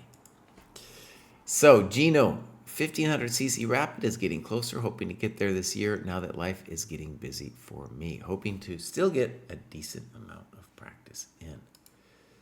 Why did I miss Gino? I don't know. Aus Deutschland. Okay, young man, joined the dojo, looking great. Okay. Clubs. Great German dojo. Now, I just want to stress, especially in the German dojo, this is my dream. There's so many cool clubs in Germany. So many cool clubs. And so my dream is that you belong to some club, Vienheim, Sindelfingen, whatever it is, and then start a dojo club with that, right? And then get your people in there, and then you can see who's doing what inside the dojo, what kind of work they do. All right, here we go. Games. My games. Here's Gino against Maori. So we got time. And here's a weird one, though kind of common. Sometimes when they get to an end game, now arguably maybe we'll just find that somebody was winning and the game was just petering out. But a lot of times we see they're able to think, but then the system 2 thinking bucket is done. It's over. And then just impulsive moves are made. So we'll check in later to see if that's true. Okay, so game review. All right, game took place on Lichess. So, fine. Bishop e2 was recommended by Nose. That's a dirty trick. That's a dirty trick. Queen c2 is probably okay. e6, I don't like it. d4, good move. a6, I don't like it. Notice that when they took on d4, they gave your knight this beautiful square. Good move. He's passive. Castles. Bishop e7. Rook e1, simple chess. And now a blunder, e5. Now I guess we're winning. Yeah, I mean, it's not a guess. You are winning. Snip, snap. And then he sacks the piece. He's like, dude, I'd rather lose a piece than lose the pawn on h7. Okay, we say I hope you at least said thank you. Okay, fine. Okay, so bishop g5. I think that's fine. Knight e4 would be a real mean thing to do because, you know, you just want to trade queens at this point. Get it over with. Fine. Check to the miserable king. It's fine. Fine. You're killing it. Queen e2, simple chess. That wasn't it. Check to the miserable king. Oh, man, this is getting miserable. Oh, and I like this move a lot. I like it a lot. I'm sure there's some way to just mate him, but this is the simple way. We do not need to be fancy. Now, that's fancy. That's fancy. Now, I guess I like bishop e4 better, but that's pretty fancy. Okay. Rook e2, good move. Is very good. Fine. Okay. Uh-oh. Now he blew it. King g1. Oh, no. Oh, no. King g1. Now! Ooh, I have it, my friends. I have it. Remember what I said. Listen to what I said. Very important. This applies to higher rated as well. When their system 2 thinking bucket, okay, system 2 is deep thinking, has become exhausted, they are unable to focus and concentrate. And high-rated players are very aware of this, and even then, they're aware of it, but their bucket is still exhausted, so it's hard. But they do know to slow down, to just force themselves to slow it down. So we go back. Let's go take a look at this bad boy at the time graph. We're at move 32, by the way. Boom. Look at what happened. Dude was in the process of just stopping thinking at all. Now, after this blunder, then he kind of rage quits it. Because I can guarantee you this ending is not simple. It's still everything to fight for after we blow it. Okay? So notice, this is very important for Gino to recognize, but also the other players. When you are playing a game like this, it's time to think. Okay? It's time to think. So rook fd8, and now he plays rook e1 in 16 seconds. 16 seconds. Okay? And look at the... Oh, excuse me. I'm in the wrong... Sorry. Sometimes I do this. All right. So, John Hoosman asks, what do you mean by system 2 thinking? So this is a book called Thinking Fast and Slow. Helps define what thinking is, basically. And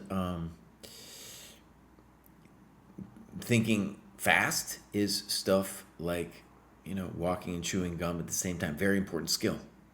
Thinking slow, though, is a little bit more like doing a math problem, doing some chess calculation, right?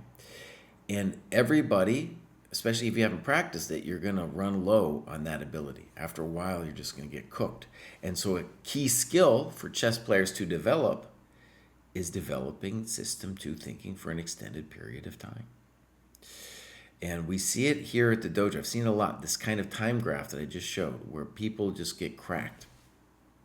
Now, he gives a long variation where, to me, it's obvious that's the key move to consider after we've blown it, right? So it would be rook e3, here, or de1, snippos, hippos, and he says rook d1, and then he gives this thing where it's like this line would even out the pawns, but it's still all the same to me. There's no real way to win here. Slow down. Slow down, buddy. Slow it down. Okay. Let's just look for a second. Okay? Let's just look for a second. King F1 is the key consideration.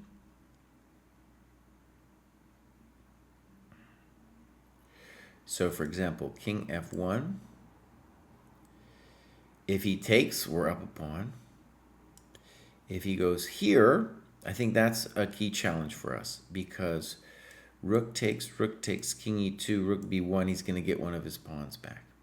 Okay. So what we want to do then is we want to go here, check to the miserable king, here, and we are going to remain up a pawn. Now, I've played a lot of rook games in my life. I can see these things kind of quickish, but even then I know that if I was playing this game, I would think for like 10 minutes here, Bows. Hey, you got to figure it out. The milk's gone bad. You've made a mistake. Now we have to win the game again. It's not over. It's not over. Don't give me this stuff with there's no real way to win here. Don't give me that. You know, there's no real way to win at the beginning of position of chess either. But here you're up a pawn and you can massage them all night long. Right? Okay. All night long. All night. All night. All night long. Okay, Kraai, stop. All right, now black gets the pawn back. And that is... I'm going to call that inaccurate for sure, rook d2. Better for black would be to hit him and then spit him with rook d2, attacking 2 pawns at once. So he blows it. Good. And now we actually get the position we just got. We were just talking about, b4. Now, white plays too fast, rook a5. Does anyone have any idea what that move is? I don't know. What would be correct? Probably h4. You got an extra pawn, Bows. You can massage him here. I don't understand his moves. Now rook a4 is a good move. Good move.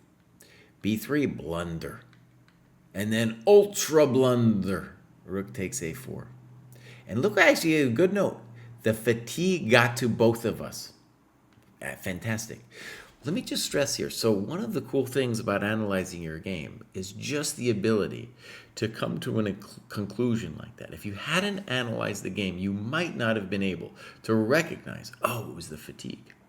And once you recognize it's the fatigue, oh, buddy, you're on the train to improvement. Now, what should he have done? The guy should have played rook b something here. I don't know. Let's put the king here and then force the pawn trade. Force that pawn trade. And this is a technically drawn position. But, Gino, if you were playing Maori Jones, who ain't thinking at all, you have a good chance to win this bad boy. Right? Okay. Grandmaster Gift says, I can't find enough OTB events, then I got something for you, buddy. Listen, you go to the dojo, you hit tournaments, you hit round robin, you go to whatever cohort you're in. And look at this. We got players playing some deep souths here. We got 1, 2 tournaments already ongoing. This one, you could join, ready to start in a day. Okay? So, this is the real deal.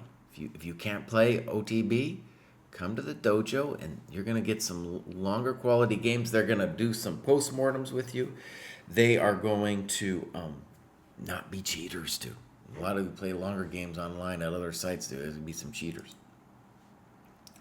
Okay, we've done AC Secret, and now we're on to the famous Dr. Otacon. Now, the good doctor, has graduated numerous times. Let's go over here. So, he has switched also to FIDE. Let me just stress, as you go up the ladder, you're starting to notice more and more people are going to be using their OTB rating, right? Okay, so here we go. You can see Dr. Otacon's on it, dude. He's graduated numerous times. Before he was using the ChessCom rating, you can see he was flying up there as well. All right, Swiss Adult Improver, great. Clubs.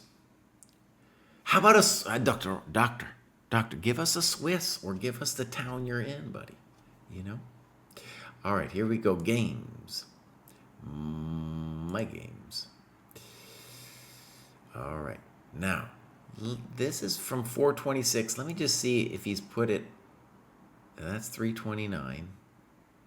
So maybe he doesn't have a recent game here.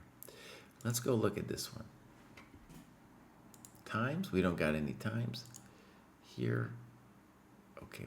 No, but... Oh, Dr. Otakon. I have a vague memory, Doctor, that you weren't doing annotations here. No, you did want some here. Okay. So this is a rated classical game. Okay. I take it back. I take it back. That was just that one game.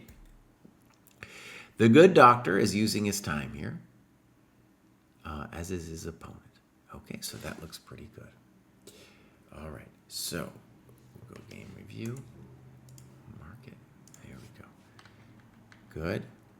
Little weird, this bishop d3 move. c5. I don't know about c5. de4 is the standard thing. ed5. This is interesting. Queen d5. Knight c3 with a dirty trick, dude. Look at that. Knight c3 exclam. Oh, I'm very impressed. Look at his dirty trick, dude. Queen g2, bishop e4, and the queen is gone.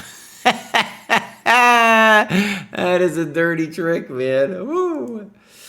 All right, so he thought for 2.5 minutes plus, played queen d4, and now knight b5 looks hard to deal with. And his great variation here is queen d8, bishop f4, queen e2, and castle long. Brilliant. Brilliant. Okay, so knight b5, queen b4, and now he does think for 2 minutes. But the bummer here, right, is bishop d2 is winning the ball game completamento.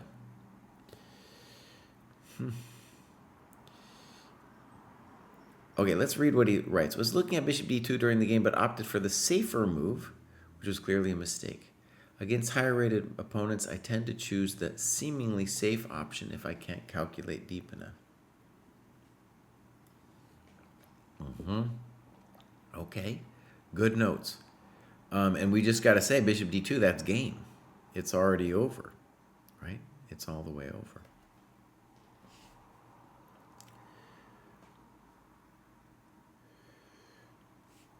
Grandmaster GIF says, I don't think 50 minutes and 5-second delay is appropriate. I don't either. I don't know where you saw that. Is that what he's doing here? He's doing 1 plus 30, which is the recommended time control for the dojo. Okay, so c3. Good. Now you're still doing great. I still like the white position. It's just that, we were crushing with bishop e2. Good. Knight d6. Now, I'm glad you thought about this. I would want to really consider queen e2 because black can't take, or at least they shouldn't take. And queen e2 is a good developing move anyways. With knight d6, you probably still have compensation, but your bishop's going to get molested over here. And maybe you missed this. And now we don't want to take that stupid knight because that's knight stupid. Queen a6, and now he's kind of messing with us a little bit. Knight e5, knight f6. You think for 10 minutes on knight d7, we need more annotations here. Knight d7, bishop g3, rook d8. Now we're just simply in trouble. Bishop h4, okay. Knight f6, queen f3. And now black makes a mistake with queen d3. One of the things to notice here is king e7 is a great annotation. And the thing black needed to think about was, wait a second, white's king is hosed. White's king is hosed, so I'm not worried about anything happening to me on f6. And that's the challenging move. Can you take it? And now your opponent kind of freaks out here and plays queen d2 check and gives you a draw. Now the weird thing is, though, let's say we start from this position. Well, I don't know. Let's just put it here. Don't we believe that black is much better after castles? Yeah, I believe it. Well, what are we talking about? What are we talking about? Of course, black's crushing here. This rook no puedo play. He no puedo play. So I think you got away with one, as did your opponent. As did your opponent. Interesting, you're playing this higher rated player, didn't go for it. I mean, honestly, you're playing someone lower rated positions. If you think it's equal, you should go for it on principle. Here, dude, you got to just be like, it's time for this. It's time for him to go. It's time for him to die. So, as I said, Grandmaster Gifts, you can play in our tournament. Okay, here we go. Boom. That was Dr. Otacon. Now we have another familiar customer at the dojo, and that is Giorgio. Giorgio says, this graduation was faster than the others. I was having trouble concentrating for the whole game in the 30 plus 20 and 60-30 formats, so I started to do some 1-hour tactic sessions, and I think I am able to keep the focus better now. Also trying to do some endgame study every day. I think this has helped me save some draws the last weeks. Can I look at this match? Okay, I can do that. So first we'll do a little copy and paste. Excuse me. Am I ever going to be done today? No. All right, let's go look at Giorgio. So just started playing more regularly 2023.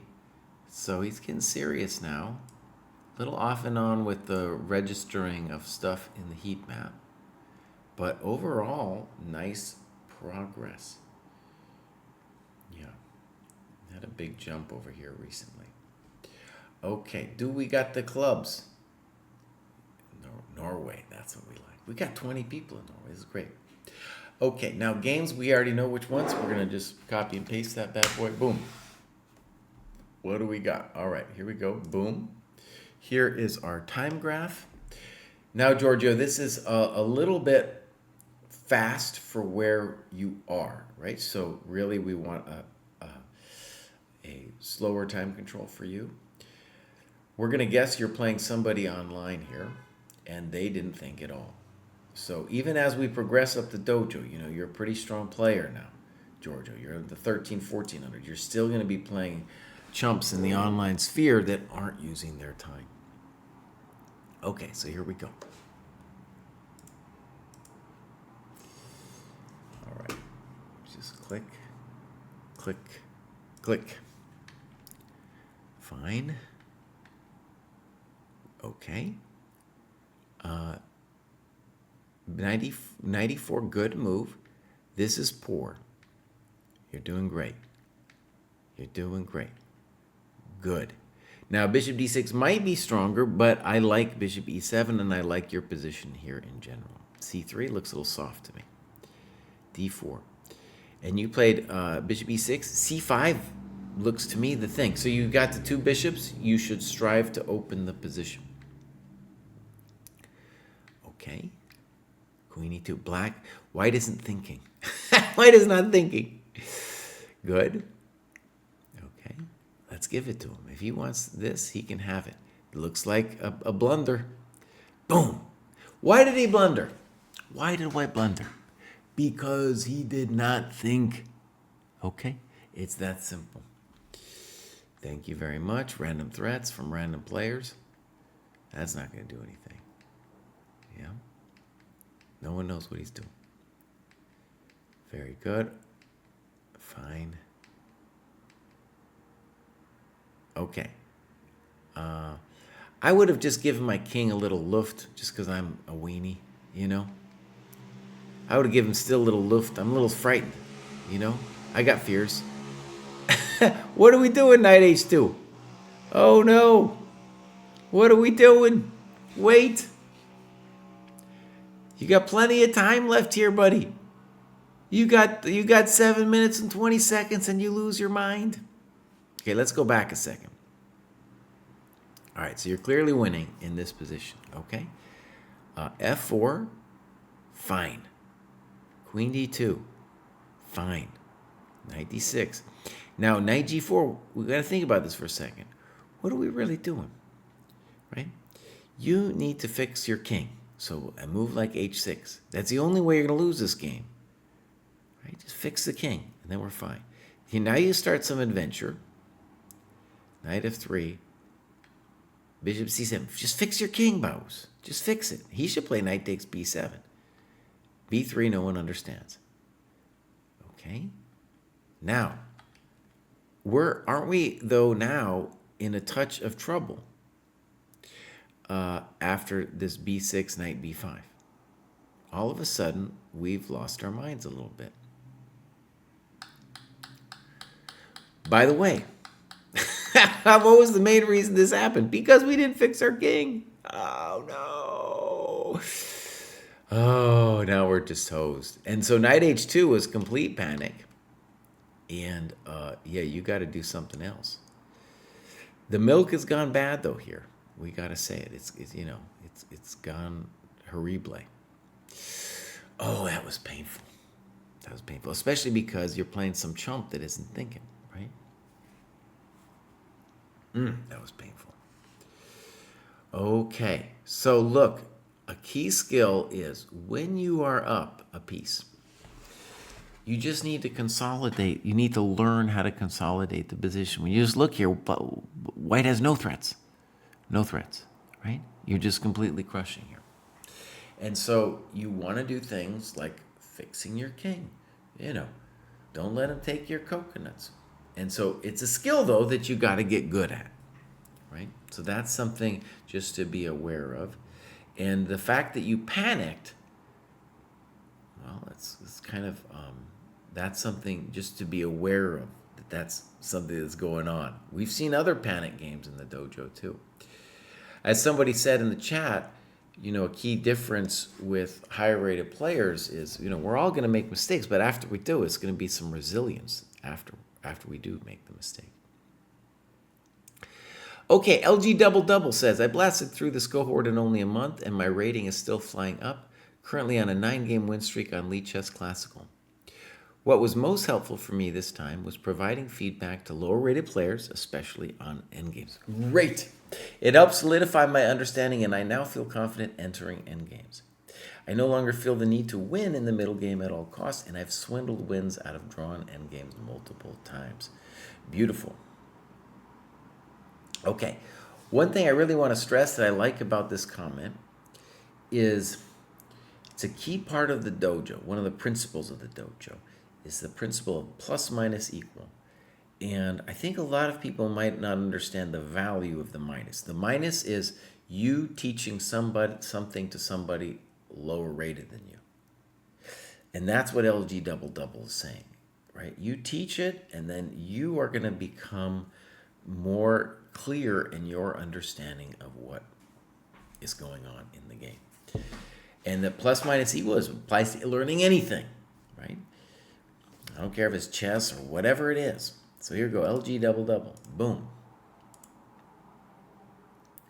All right, 1540 streams on Twitch sometimes. Great.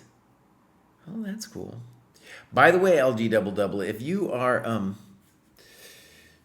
doing it a lot, you can become a dojo affiliate.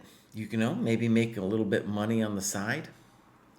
And so contact like DM Hokie, and we'll set you up, buddy. Okay, so this is LG Double Double 1540, looking great, and his heat map also looking strong. Joined in 24, but it looks like in terms of the heat map, just in the last couple months, he's starting to take it seriously. All right, we got a Seattle dojo. There we go, 24 members, Seattle. Seattle, by the way, Yaz's hometown. It used to be really kind of a chess center. I'm sure there's still some chess there, but back in the day, that was one of the little hubs of chess in the United States. And that was before Seattle became, Microsoftville and all that other stuff. Okay, let's go take a look. LG Double Double games. My games. Now, I'm sure LG Double Double means something. I don't know. Large Double Double. I don't know what it means. Someone in chat maybe tell me what LG Double Double means. I'm too old. All right, here we go. Do we got a time graph? We do. Now let's look at LG Double Double, my friends. This is an elite chess game. He's playing some chump. And LG, like that GM level time usage, right? I think we had a question earlier, what is the time management rating? This is what it's looking like. So we're able to identify good time management and bad ones. And you can tell black is just not using their time here. Double Double is a Canadian order at Tim Hortons. 2 cream, 2 sugars. Okay. I wonder if that's really true. Maybe it is. Maybe they took it over in Seattle. The old Tim Hortons. They got a Tim Hortons in Seattle. That's right. Biobibiciously. I got 2,800 blitz yesterday. I still don't know how to pre-move. Bam, bam. Got it, buddy. Old man got the 2,800. I'll never play blitz again. Maybe someday. But basically, that was a quest, and that quest is over. Okay, so let's go. What do we got? We got to go game review. And we are hoping that he smacks this guy because he's not thinking at all.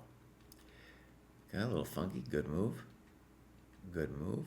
C5. Okay, good move. You don't have to be a genius. Just move out your guys. Great. Okay. Bishop E2. Maybe I like bishop D3 a little bit more.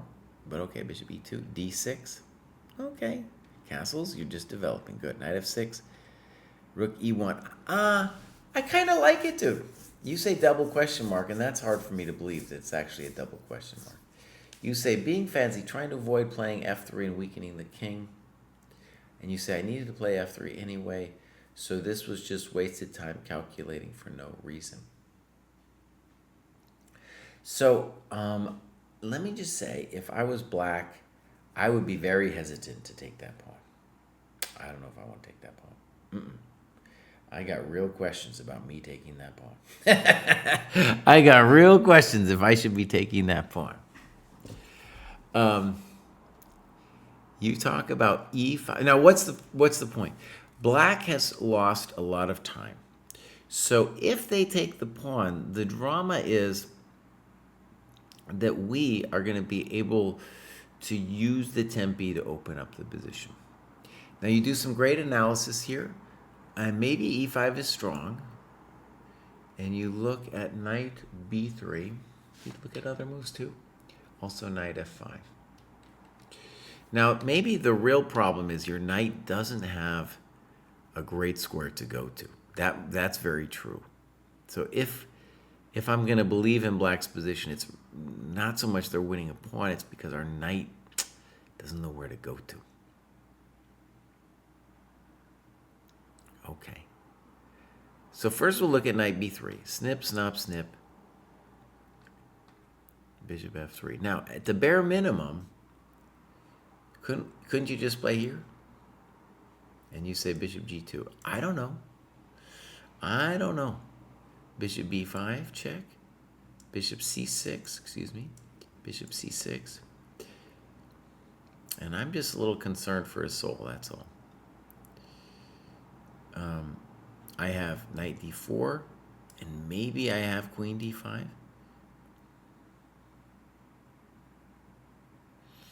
just saying, he hasn't solved his problems yet. The man has not developed his coconuts. He's not done. He's not done. So I just want to stress that your rook E1 move, I don't know if it's a mistake. Because F3, you're surrendering your development advantage. If I was going to criticize something, it would be in this position, after A6, I would want to play this setup because I don't want to defend the pawn. I don't want to spend the tempo defending the pawn. Okay, so let's continue. Dude doesn't do it. And now this happens, and you calmly go back and you call this equal. Okay, I'd rather be white. E6. Now F3 I don't like. You write, I'm not sure when, but it feels like my advantage has slipped away by now. Okay, so let's talk basics about the Sicilian for a second. In the Sicilian, black, especially a structure like this, the Schiavone, black is going to be down 1,000 tempi, and white is going to have to do something with those tempi. Okay? It's not always easy to figure out what to do. F3 is really falling into the trap where black has got something. For example, this C2 pawn isn't working. He has got immense central control with all these pawns, They got all these squares, right? He's got all the squares. And because he's got all the squares, if we don't do anything to him, we are eventually going to get hurt. Okay. Now, it might look insane, but I think G4, for example, would be interesting here. We want to undevelop black's knight. It's a standard idea. Maybe play bishop G2 later. We got to start some drama, though. It's a key to understand. We must start the drama. Okay, so here we go. F3, a little soft. Bishop E3. Fine. Okay, now we are gonna be a little worse in standard Sicilian style with knight E5. Okay, it's fine. Queen F2, still knight E5. He misses it. I don't like rook to FD8, doesn't belong there. Fine. Queen B8, okay. Good. Now it's gonna be difficult for him to play knight E5. Okay, now we're gonna be okay. And you say knight D2 exclam. To my mind, we should be taking that knight. We should be taking that knight. All right, so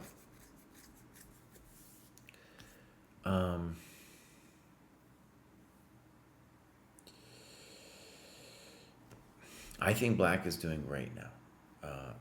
D5, you talk about E5. Maybe he can play queen E5, but is this an advantage for white? I kind of doubt it. Right? Bare minimum, I got this one, and I'm opening up all my pieces. So I think knight D2 is too ambitious. We need to take this thing, and I think black's best chance is this move, but it's at least a complicated position. Okay, so knight D2, D5 takes. Now he's just better. We got now problems here. Okay, rook takes. Probably could play bishop takes. B3. Okay. H6. You talk about knight D. By the way, I really appreciate LG your notes here, right? Even if I disagree with some of the evaluations, that's not the point. You're doing the work of how do I evaluate the position? Okay. So, you don't like H6. What do you like? You look at knight D7, rook CD8. Yeah, there's a bunch of moves he could do. All right, H6. This is your dream. This is your dream. All right, B5. Check to the miserable rook. Rook D1, and now an exclam move. Boom. Very nice. And I guess you're winning now, because we have the in-between check, and then the knight will be hanging if he plays rook takes E1. So he says, I'd rather suffer, and you says, okay, you can suffer. That's okay with me. That might be a strong move, B4. Good move. Probably a good move. Probably a good move, yeah. Simple chess, good. Yeah, that's not it. Bishop C4, E5, he's lost his mind. Bishop C5, and now it's over. Great! Now, can I just say what, to me, the summary of this game is? Let me tell you what I think the summary is. It's this. The guy wasn't thinking. He wasn't thinking at all. That chump was just moving. You kidding me? Why are you learning some fancy Sicilian Bashmillion? You haven't learned to think yet, Mouse. Come on now. Come on now. So congratulations, large double-double. That's the way we treat them over here at the dojo. All right. I'm going to take a small break, and then we got 4 more left. The big boys are on here. We are back with the grad show, and we got Juzmil saying, I'm very excited to have finally graduated from the 14-15. It took me longer than anticipated, but the journey has been worth it. I have always appreciated the detailed list of training options available at each level recommended by the dojo. Quite frankly, that variety and active community are what kept me coming back to the dojo during my plateau and other adult improver programs available. I have to attribute my latest rating jump to studying a beginner opening repertoire allowed in my cohort. Very good. Not because I memorized a ton of lines, but rather I saw examples of how to get my pieces out to active squares ASAP in ways I've never even considered.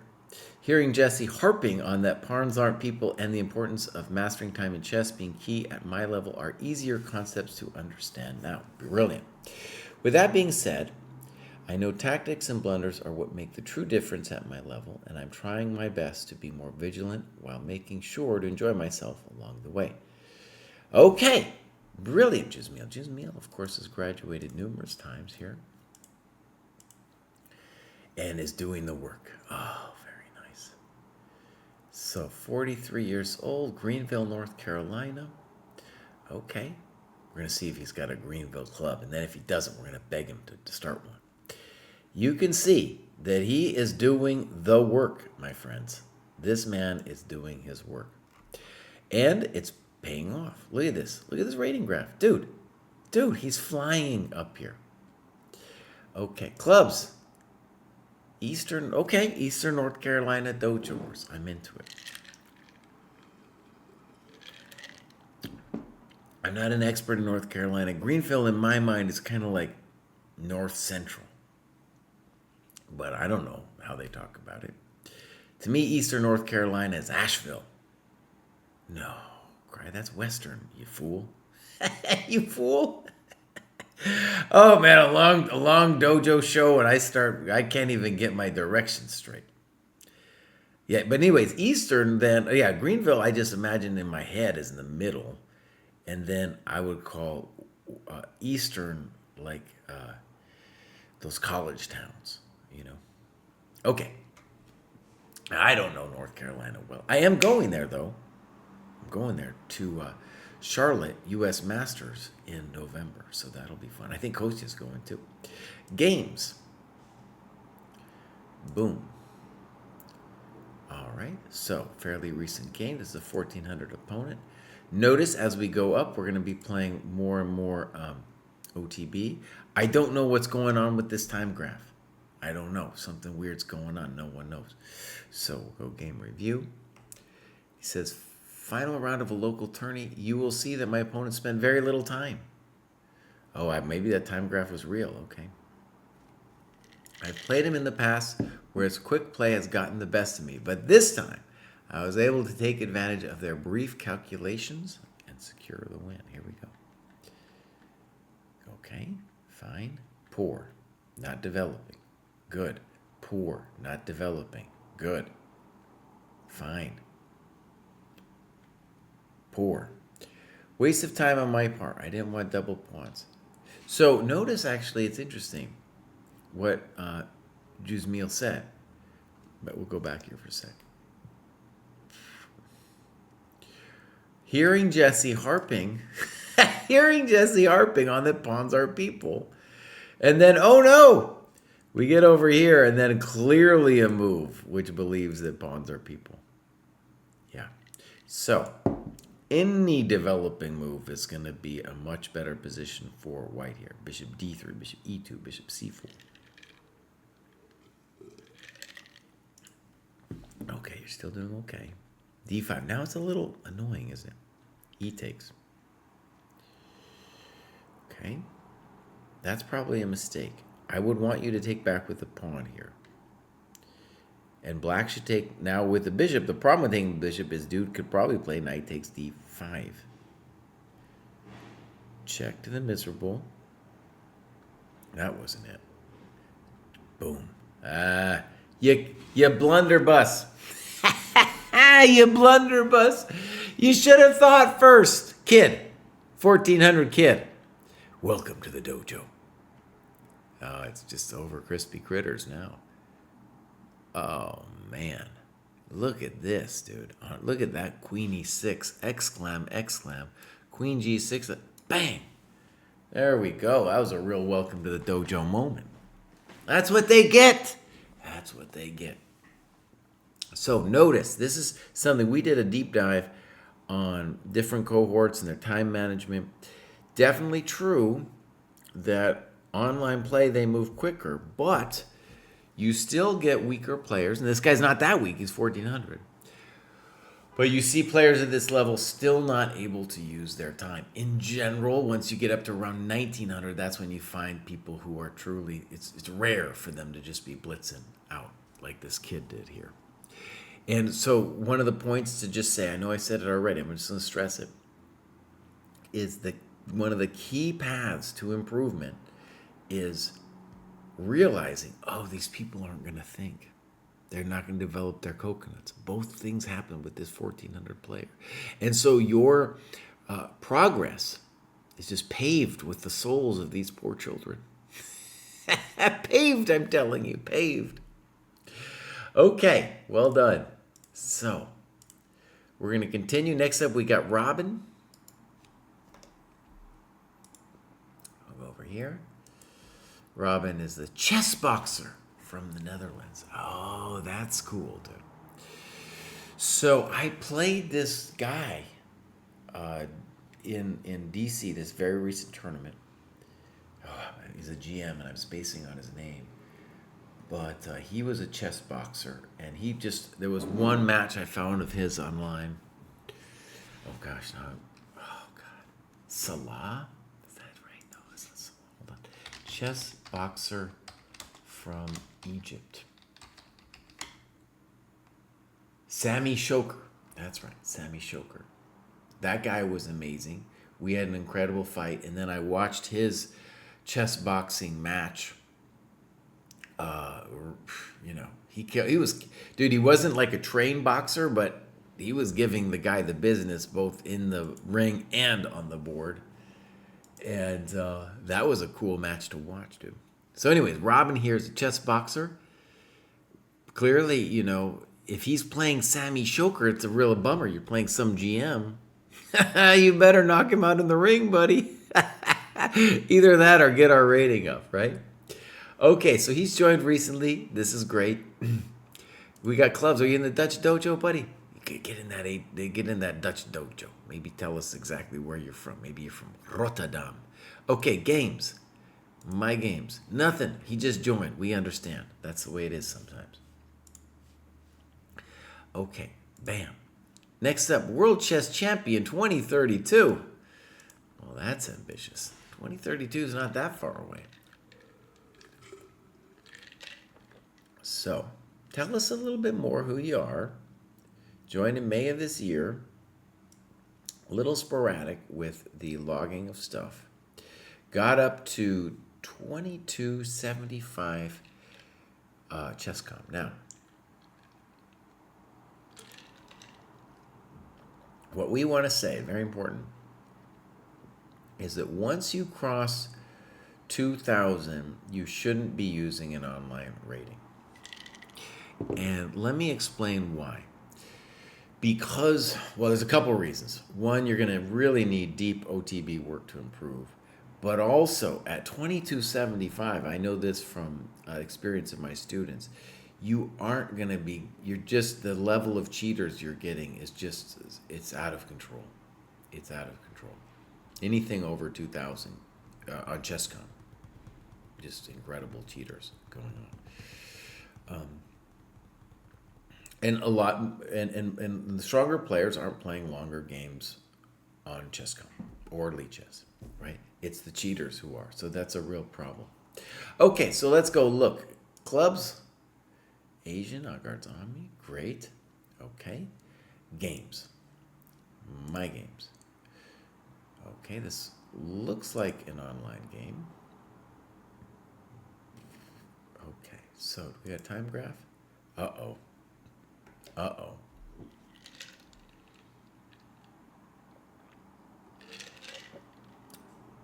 So you see, my friends, you see, it's like it's a disease that afflicts also the higher rated. Now, the disease, especially when you get to these higher cohorts and you're playing, you know, you're playing online, you're going to get distracted. That's going to lead to impulsive decisions, and that's going to lead to a time graph like this. Okay, both players just totally out to lunch. Okay, here we go. Game review.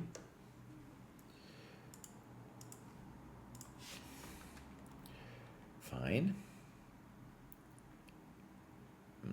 Oh, it's probably playable. I don't like it too much because you're giving the c3 square to the knight. And my impression is that bishop e2 is the way for white to play here. White's not thinking it at all. So boom, boom, boom, boom, boom, boom, boom.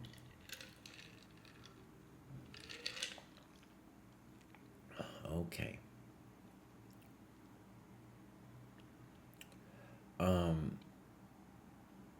So in the OTB game, his opponent played d5 here. And he gives some good analysis here with d5, knight d4,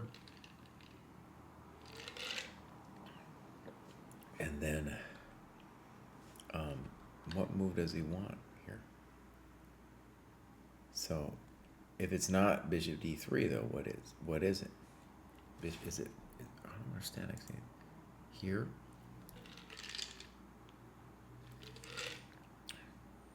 I'm having a hard time understanding this though, bishop f4. Oh, because look at this. Knight c2, king d2, knight a1, bishop b5. And he says it's plus minus. Dang. That's truly next level. One question I have too is if we go to this position,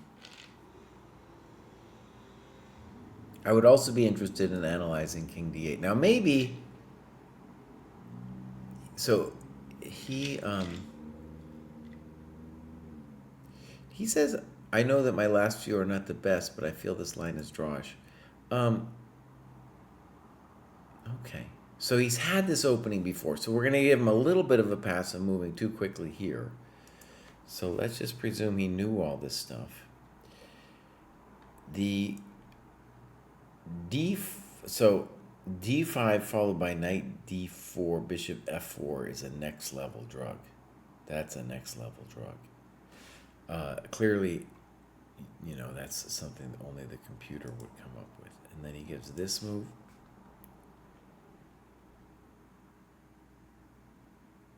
Amazing position. And then he calls it roughly equal after a couple moves. Okay, so bishop b5. Now maybe it's just toast. Check. Looks strong. That wasn't it. That wasn't it. And now we are, well, I guess we'll say we're winning. He's not doing anything. King d5, that's a little weird. I was thinking about this continuation, but my opponent thought this position is hopeless, so he resigned after rook d2 for a new game. So he actually resigned here. You know what he could have done? He could have spent some time on his game.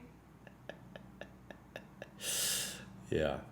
Okay, so mild apologies to World Chess Champion about the time graph. His opponent gets no excuse, but because look at this, he's got 131 left here, but he has a mild excuse because he had seen this opening variation before. So again, the thing that you're going to need to do, and I know this might be hard. It might be hard to even understand why I'm saying it, why it's so important. For your chess progress, World Chess Champion 2032, you need to get yourself an OTB rating. Muy importante. Okay, so we're going to go back. We got one more, the famous Master Toaster. Master Toaster's graduated numerous times, and let's read what he says. I could have graduated last month already, but wanted to wait until my next tournament to see if I could maintain my rating above 2200. As I gained another 28 points, it feels safe to graduate. If you look at my profile, you will see that I haven't been very active with my tasks. So the biggest reason why I surpassed the 2000 barrier comes down to two things, I think. First and foremost, I try to play a lot of games. Secondly, I am following private lessons with somebody. I feel this has definitely helped me in prioritizing certain aspects of the game while I used to hop from one topic to the next. And while you don't see the hours log for the tasks, I have been busy with calculation and positional exercises under influence from my coach. But I have been terrible in logging these hours. Another thing is that I've found it difficult to find the time to analyze my games the dojo way, hence the low number of games you'll find. I do look at my games, of course, but not in as much detail as I should or want. In any case, if you want to look at a game, take a closer look against Benny Willen, which I've annotated for the most part. Very happy to have finally graduated above 2,000 FIDE. I tried not to care too much about my rating, but it was always a goal of mine to get above 2,000, so it feels good to get it, absolutely. For now, I hope I can validate that I can play at this level and improve further without looking too much at rating goals. Master Toaster, that is great, too. That is great. Now, I just want to point out, not all graduations are equal. This man is graduating to a very high level and did a lot of work to get there. So, very impressive. And let's go look at Master Toaster. 28 years old from Belgium. Okay, great. Now he says he's got a coach. He's logging it kind of sporadically. I think even with the coach, it's really going to help you to do it, to log it. Now, you see with this ChessCom, he's really exploded. And I'm going to guess he maybe switched to FIDE. I don't know when he switched to FIDE, but he's had some great success there. Getting above 2,000, of course, massive gains. Massive gains. Okay, so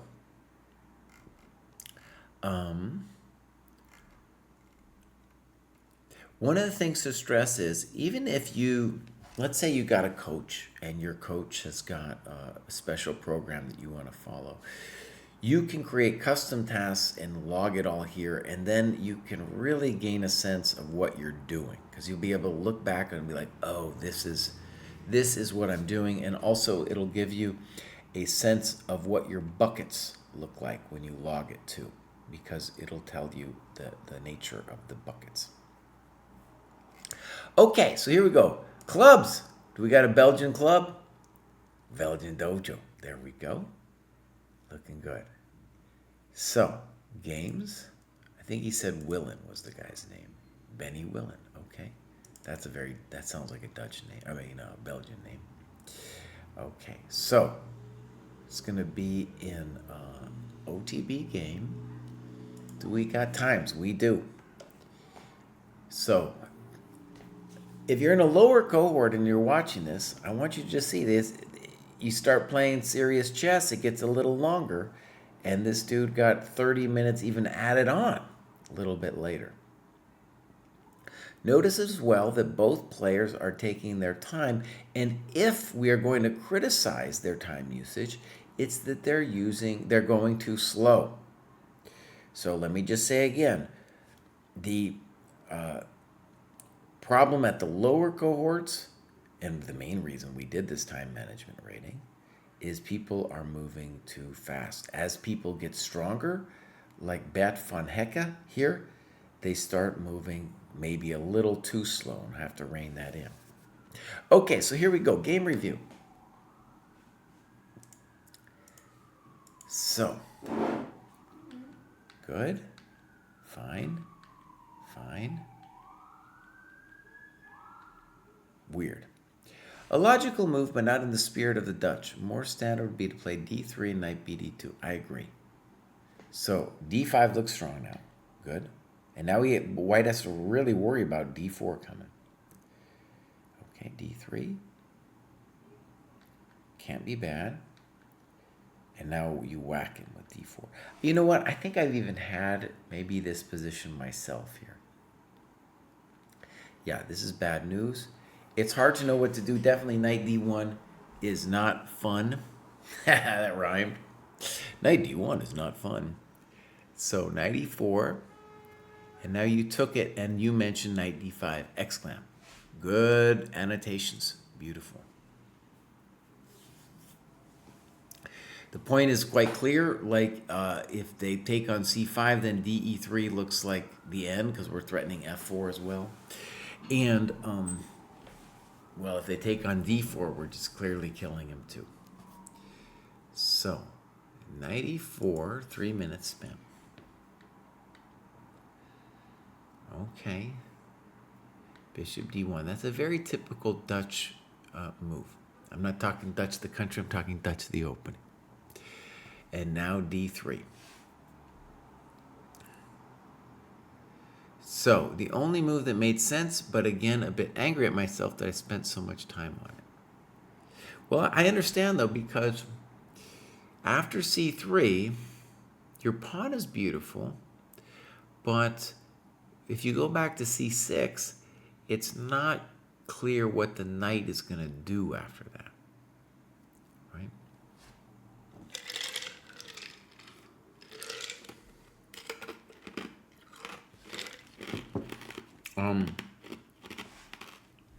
My intuition would be to play knight c2, by the way. So this line that you give. And I would say, I think I would rather be black here. Right? Because your unopposed light square bishop is such a beast. He'll probably eventually have to play e5, and that's just going to make the thing stronger. Okay, but I'm sure this is still fine for you. And c4 looks very incorrectamundo because for one, it's a pawns are people move. He's thinking, oh, I'm going to isolate that d3 pawn and then somehow I'm going to win it. Nobody. No, you need to develop your coconuts, kid. You need to get them out. So we developed, thank you very much. I think he's in trouble now. Knight d2 and simple chess. Goodbye. Bishop b3. Knight b3. And you talk about queen d7. Your position's massive after knight b3, so we can't complain too much. But yeah, queen d7 is more flexible because white just can't even move. Okay. That's a sad-looking move. Boom. Good move. Simple and strong. I love your play here. You talk about b4. I like rook a, b8. He's not developed. Let's open him up on the light squares. Yeah. Queen g5. So look, he's just obsessed with playing something like f5. You send him home. Rook b6. This is okay, but more to the point was, again, to play either a5 or bishop g4 with the same ideas as before. Yeah, so to my mind, a5, we want to crack the light squares open. That's what I want. h3, no one knows. Fine. No one knows. Probably fine. You talk about f6.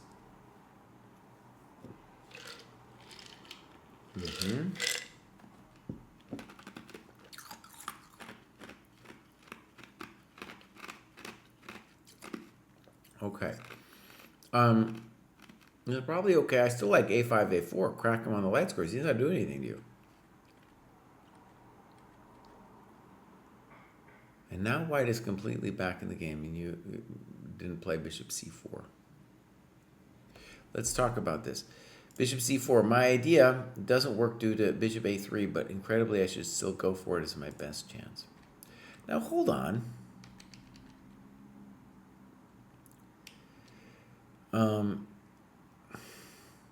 Yeah, you talk about a5. Good. So rook b4. I guess what we're going to say here, because you did spend 4.5 minutes, is that you misevaluated b3. and you were like, I'm simply going to play bishop c4. Then when you got here, you're like, oh, I don't want it.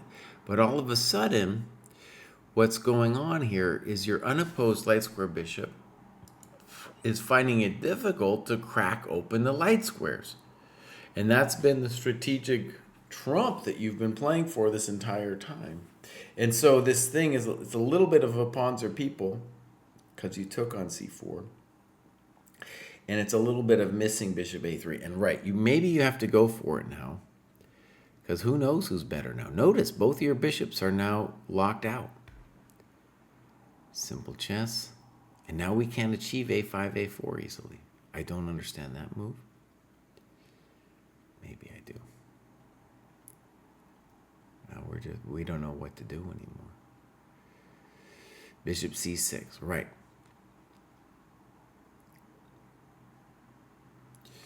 Here it dawned on me that while I did not lose a pawn, I am in huge trouble as my bishop on b3 is trapped and in danger of being lost. Furthermore, this guy isn't playing.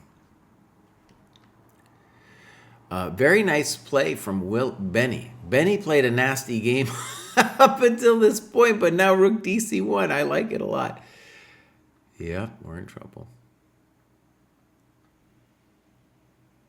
All right. So Benny now loses his mind and plays rook a5. If I go back to that time graph, they're in a little bit of trouble. We are in worse trouble than they are, though. Very typical to see mistakes once we get to this level of time. Don't understand? Fine. Queen c5. And now you talk about rook c6. Very good. And then the problem with that whole thing, too, by the way, is he's letting the bishop back.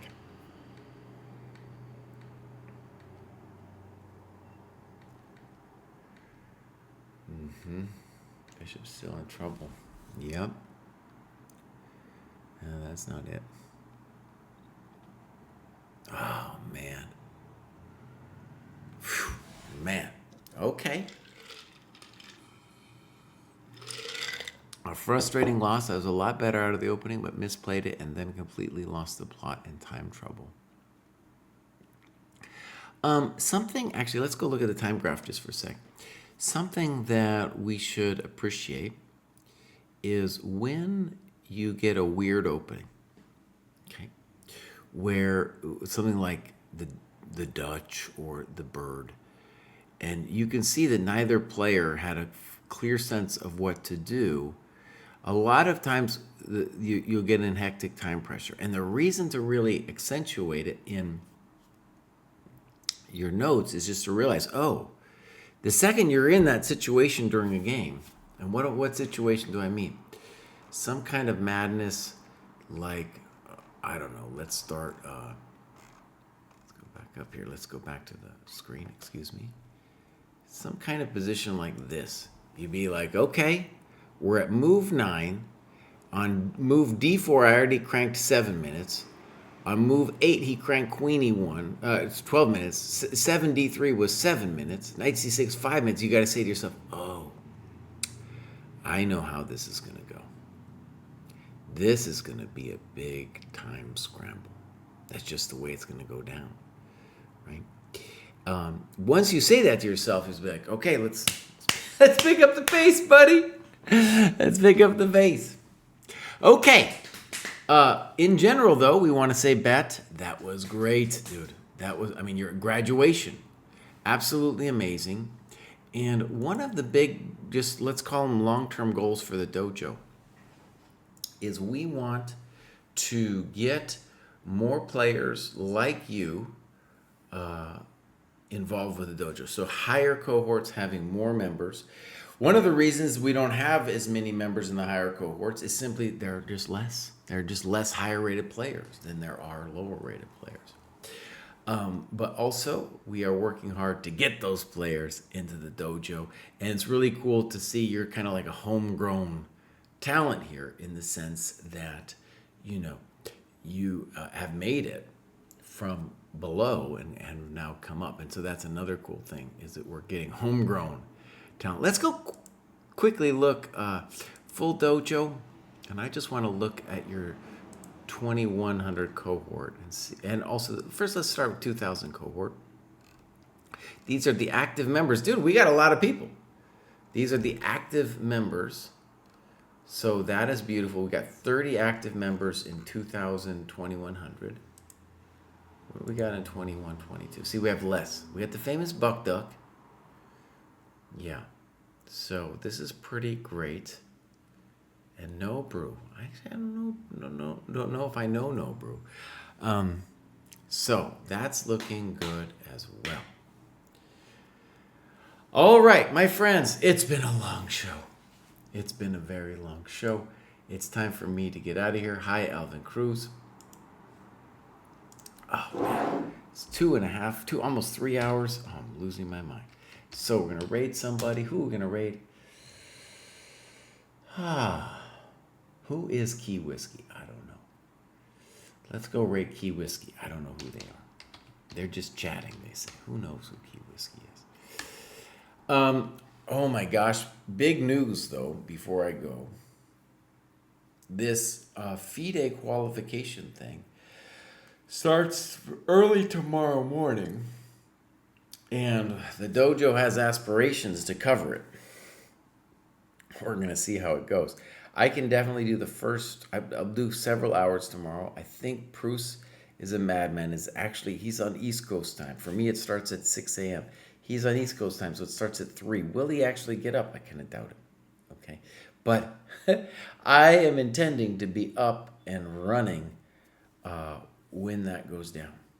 And so you might see us just losing our minds now for ages doing this tournament, which is going to go for a very, very long time.